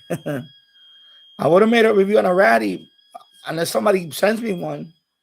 I'm not buying a Raddy, any type of Raddy, to make a review. I've seen a few of them. To me, I'm not impressed by them. From what I see, I'm not impressed by them. The company is they are a good company. I mean, they make the G90. They make better transceivers than they do shortwave radios. From what I've seen, the Radio Oddity makes a lot of. They're called the G90. They may have the X6100. They have quite a few transceivers they make. They seem to be better in that department. Radio Oddity, but the Raddy radios itself, I'm not impressed by them. I think one or two of them look gimmicky. They try to make it look like an old. They try to make one look like this one, like an old military style radio. I'm not impressed by that. I think it's just gimmicky. They have one that I think you can use it with an app on a smartphone. I don't know why the hell would I want to do that. So, until I can have one in my hand and listen to it, and I can compare it to something else, and I can say, okay, it's pretty good sensitive radio or whatever, yeah. And I think, and I actually a few of them that I saw, like the real small one, they were very pricey. Some of them were like ridiculously priced. I mean, they were like in a C-Crane category price, like the CC Pocket. I'm sorry, I'm not paying full price for that. Now that I have it, I bought that one used on eBay. I'm not paying full price for that. I'm not impressed by that. That's what I mean by overpriced. I could have easily bought a similar radio like that from Sangean, half the price almost. Sangean makes a radio just like that. I believe they have a different, I think it's orange or yellowish color, like that one. It has weather. I think that one even has, if I remember, I have to check, but anyway, blows away this radio in terms of performance, and it's half the cost. And Sangean makes it. That's what I was saying about this radio. Now this radio is getting to the point now with the weather band, the DX local, the voice and music switch, and everything else that it had before. It's still good on shortwave. Is medium wave is good.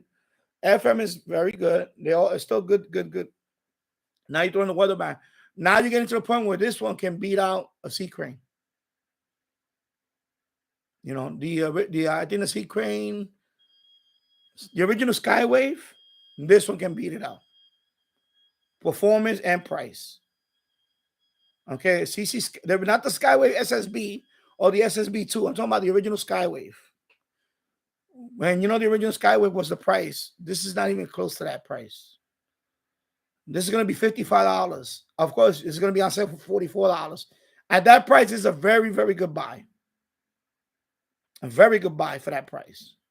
Compared to the C crane, the original Skywave, yeah, this is way better in terms of value for the dollar. Way better. It's not even close. You know, that's the problem with C crane is that, you know, for a long time. And yeah, Jim, exactly. Jim's radio check. WGN radio has commercials at night. C crane. And same here with Coast to Coast. Wherever I tune on Coast to Coast, they because that's their sponsor. They have that's one of their sponsors.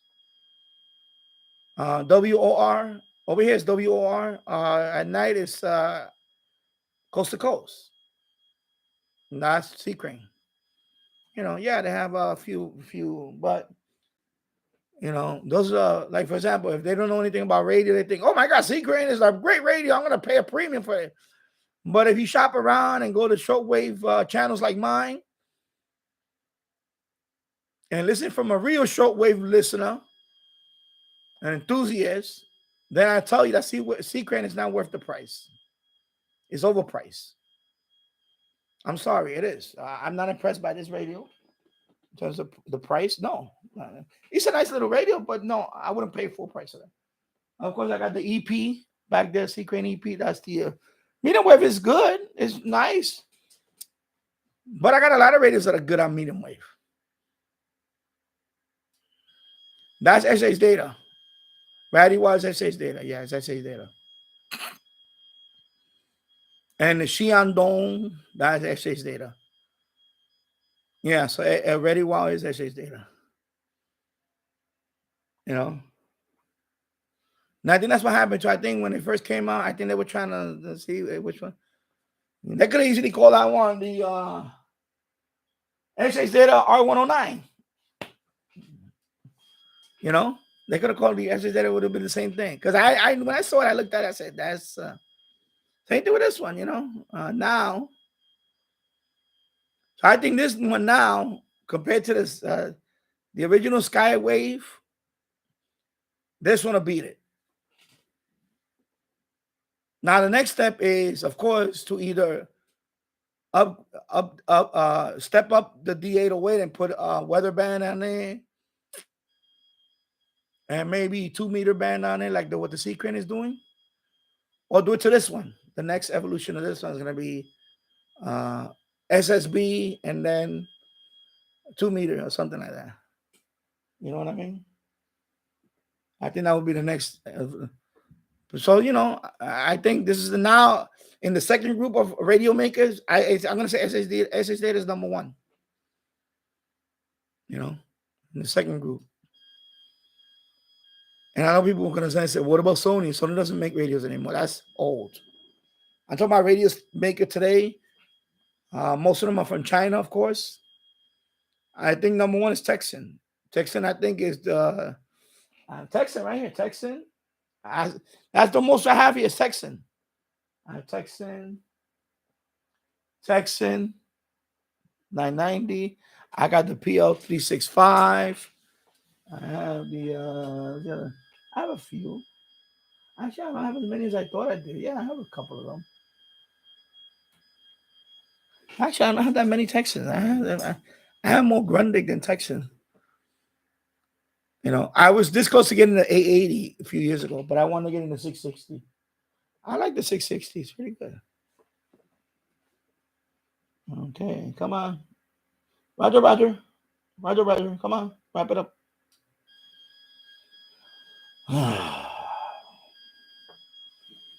Let me check the time. Okay, I see right. 12:36. Okay. So 1 hour and 54 minutes in the books. 6 people watching. 11 likes. Thank you. Yeah, I like the Ratty Wow. I love the Ratty Wow. So now The D808, the Ratty Wow, and now this one, because it has weather, is going to make it on my travel. Because of the weather band now. It makes it on one of my travel radios. Because I don't have a small portable like this, other than the CC Pocket that has weather band. And the weather band on this is pretty good. So now this makes it on my list, on my travel radio. So now I have this one, the D808, because that one has airband and SSB. And then my R10, the Ratty Wow, I'll take that one because I want it smaller. I can put that one in my pocket. That one does not have single sideband, but it has airband also. The next evolution for this one's got to be the airband. And I said it from the last time I reviewed the radio.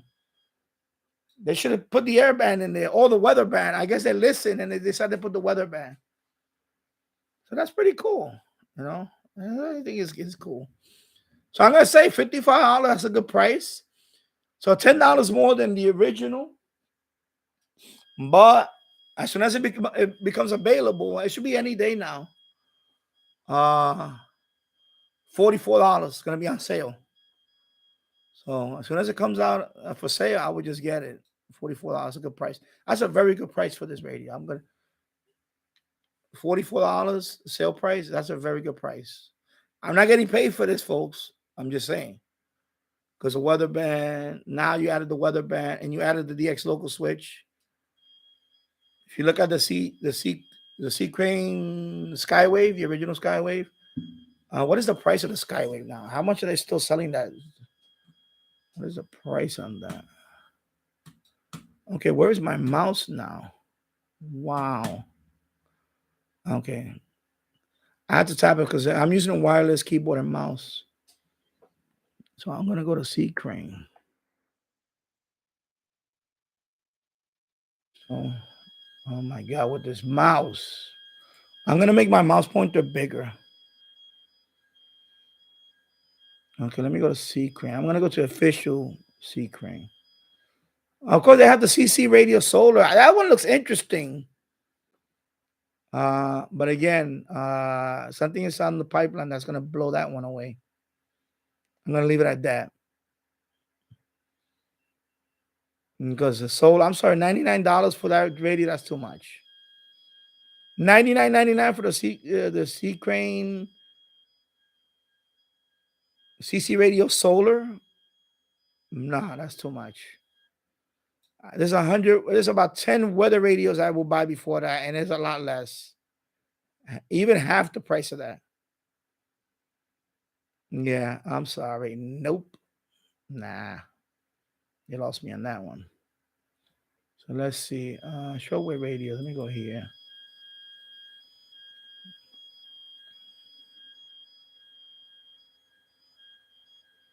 Yeah. Yeah, so the original Skywave. No. Yeah, the original Skyway. Okay. So it has VHF band too. That's what it is. So it has that 2 meter band. All right. Let me see. Yeah. Airband. They say VHF airband. It's airband. So right now, if they were to add the airband on this one, that's what's missing, the airband. So if they add the airband on this one, it would be the Skywave. And at that price, what we talking about? It'll still be a lot cheaper than a Skywave. Skywave is $89.99. The original Skywave.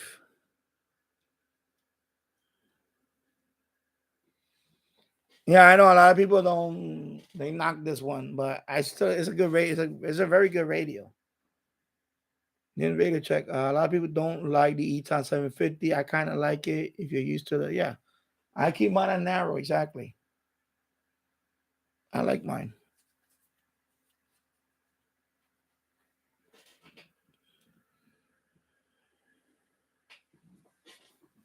I'm gonna add in about 28 seconds. Okay, this one eventually stopped. Moving on. You're gonna contact me. You have to end it End it with Roger 73, you know, whatever, end it. I guess he fell asleep or something. So next one. You gotta add, wait for the ad. Let me go get my water. 2 hours in, I'm gonna get up. Let's see.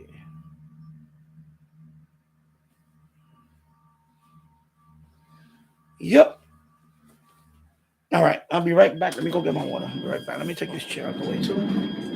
1 minute or so. 2 seconds.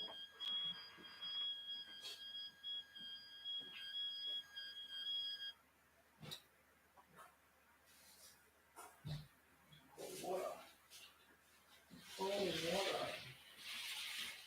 All right. I'm gonna get some cold water. Let me pin my let me type it over here. So it's getting there now that they added the weather band. So the next step, I think they should just, now that they did this one, I think the next step is maybe do another version of the D808. Because that one has SSB, right? It has the air band. Maybe add weather band to that one or something. I don't know. Or make a bigger version of it. Make a, you know. But we'll see. Actually, let me turn on this light. So I forgot to turn on this light. So. There you go. Turn on that light. A little higher there. Like that.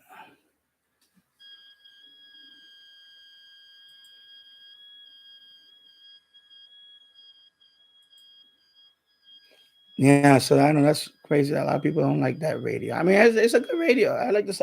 I love my 750. I love it. I think you get every radio.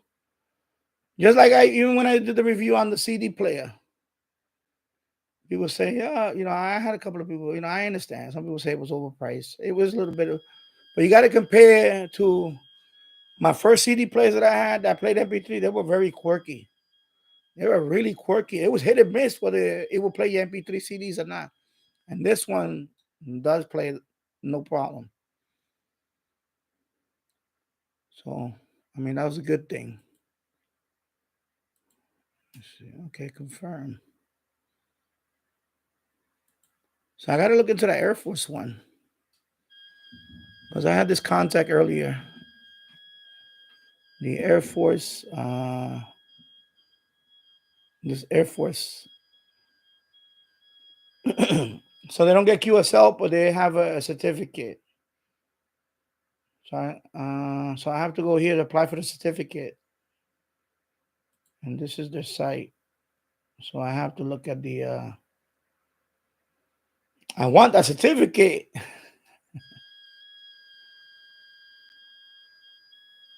So the one that I contacted was this one, W1F. So they're located here.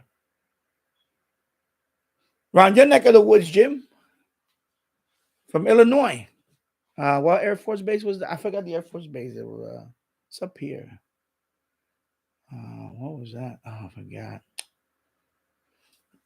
All right, here, Scott Air Force Base.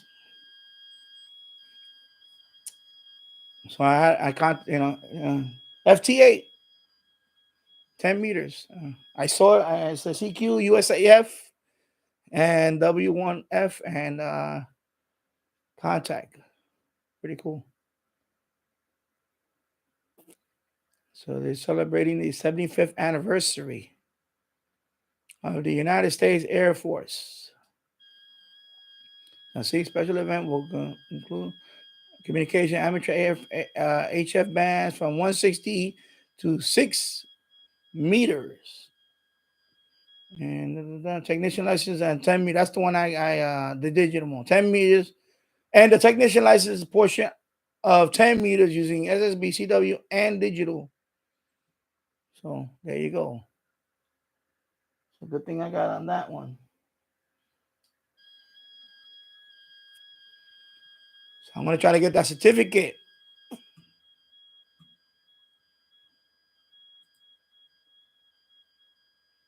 So, whoops. All right. So I was looking into this too. Of course, you can use an ugly balance. I'm looking into that too. I know Andy Tobin had received one of those earlier. It was a couple of weeks ago. He made a video on it. Andy Tobin is he has a channel that he uses he has like a Cobra. It's a nice Cobra CB play CB CB radio. I'm sorry. So 2 hours in now. Wow. He makes all these nice contacts from all over. It's a nice Cobra. I forgot what model it is. Like the GL. It's a very nice Cobra. I think it was custom too. Custom modified or something. It's a beautiful CB radio. So he has a Antron 99 Antron, one of those Antron 90. So he just added this to the. This is an isolator. This is for you to bring down the RF radio. Like RF isolator. So basically, the noise doesn't go back in the coax. So you can. I know people use an ugly balun. They call it an ugly balun. It's like I see people. They have like a big PVC tube, and they wrap a coax around that, like a coil.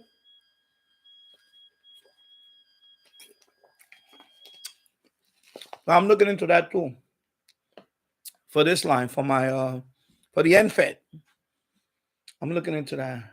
So that's one of the things I'm looking for the to pick up. So I can put it in my I mean my noise floor is okay, but I want to see how that if that helps.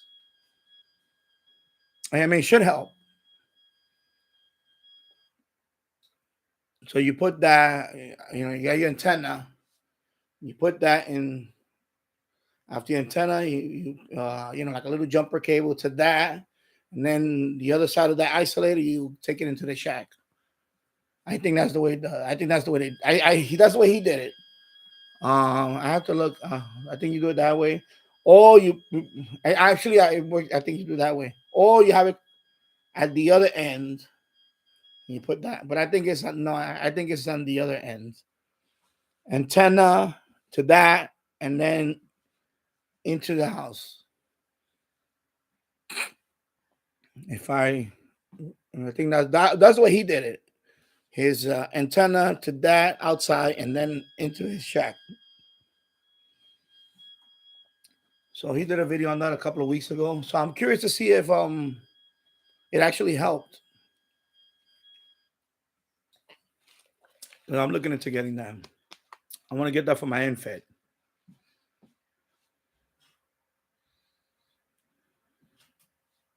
So it's $49.95. I'm gonna look around to see if they have other makers. But a lot of people like this one, the MFJ 915 RF isolator. So I'll look. This one only has 3 reviews though, so I'm not gonna trust that one. I'm gonna go to maybe I'll see it on another website, or I'll look around before I pull the trigger on that. I know people say you could build an ugly balun. I thought about building one.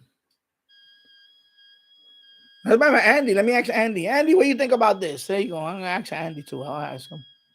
Because Andy Tobin recently, I'm thinking about getting that for my NFED.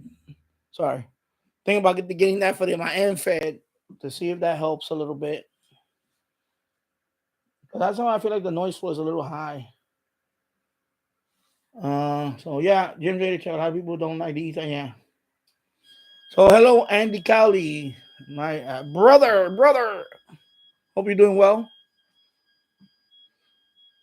So I know people say you can build an ugly balun. I don't really want to build an ugly balun because it's ugly. So I'm looking into something like this.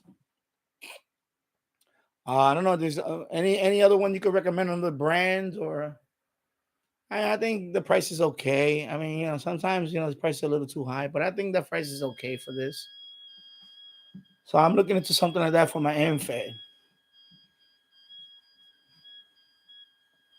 So anyway, so anybody watching after this, let me know what you think about it.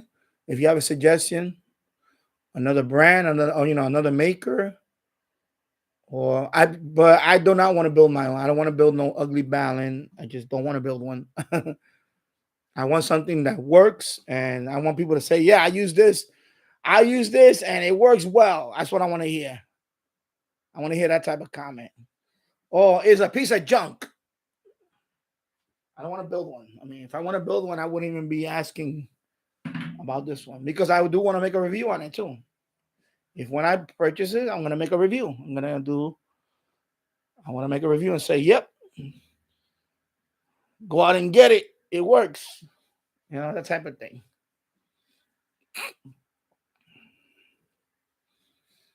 Another thing I looked into the other day was I forgot to mention it the other day too, was not the geocron, not the actual geocron. I'm not breaking the bank for that. So I thought about making my own geocron.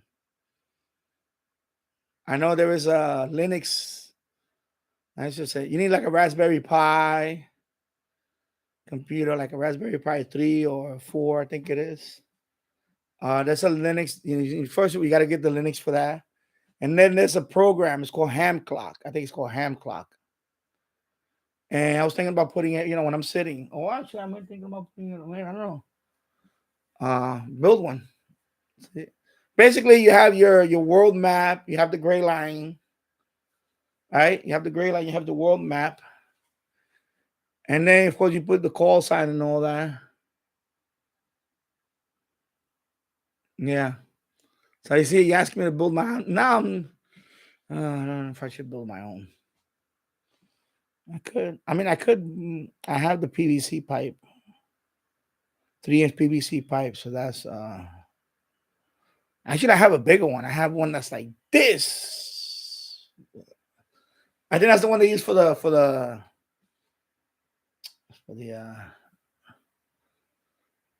Actually, I had that piece. I'm supposed to put that piece to replace the cast iron one that's in the basement. It's for a drain pipe. It's a big drain pipe. I seen somebody do it like that with a big PVC drain pipe. And they added a few turns. Like you said, 11 turns of 3-inch pipe, about 7 inches long. 11 turn. I don't know. I'll look into it. I really don't want to just make one because I'm hoping, because I'm hoping that they can. I don't want to say it. But not, I'll build one. Yeah, that's fine. Yeah. Yes, yes, it will help, but I get a 3-inch pipe about something. Okay, so I'm gonna look into it. I'll just probably build it. Because I have PVC pipe. That's one thing I have around the house. I have a whole bunch of pieces in the garage. And like I said, I even have the big ones. Like I forgot how, man, it's the one for the drain pipe. I have a big piece, long piece too. It's really long. So I can cut a piece of that and make a big. But that's what they have in there. I know. Let me see. Yeah. Did they even say? I saw it. No. This one says, okay, what it says?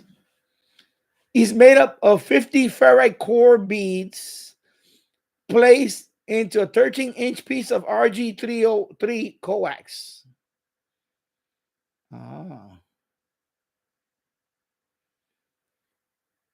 The RF isolate is enclosed in Schedule 40 PVC pipe for maximum strength and protection. Yeah, I figured PVC.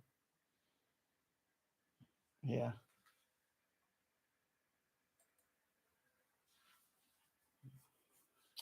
Okay, first of all, no. Okay. Yeah.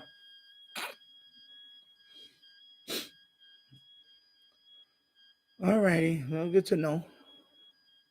Good to know. Let me pin that URL up there before. So 2 hours in. 2 hours and 14 minutes in the books. 7 people watching, 13 likes. Thank you for watching. And like I said, we'll see you about Saturday because, like I said, I have to paint this room downstairs. And that's why I'm on today because I might not be on Saturday. I'm gonna try to be on Saturday. Of course, let me do this. Move it up more because this heart thing is in the way. Okay, right click, pin message. There we go. All right, so that's my all my links page. All my social media is there. All my social media is there. All my channels are there. And of course, now I'm gonna have the product review channel in here too. My Twitter, Instagram, everything is there. So if you want to add me there, you can add me there. That will be splendid.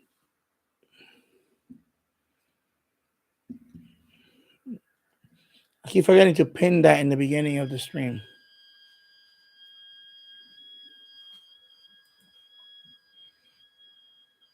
So I'm gonna look into that then because I want something for because I feel like my noise floor is a little bit high. Because they, for example, 10 meters, they can hear me. If I do PSK, let me see, I'll do the PSK reporter. I get heard in Australia and all that. It's just when they send me the signal, for some reason I can't hear them. I'm not receiving them. So I think my noise is a little too high.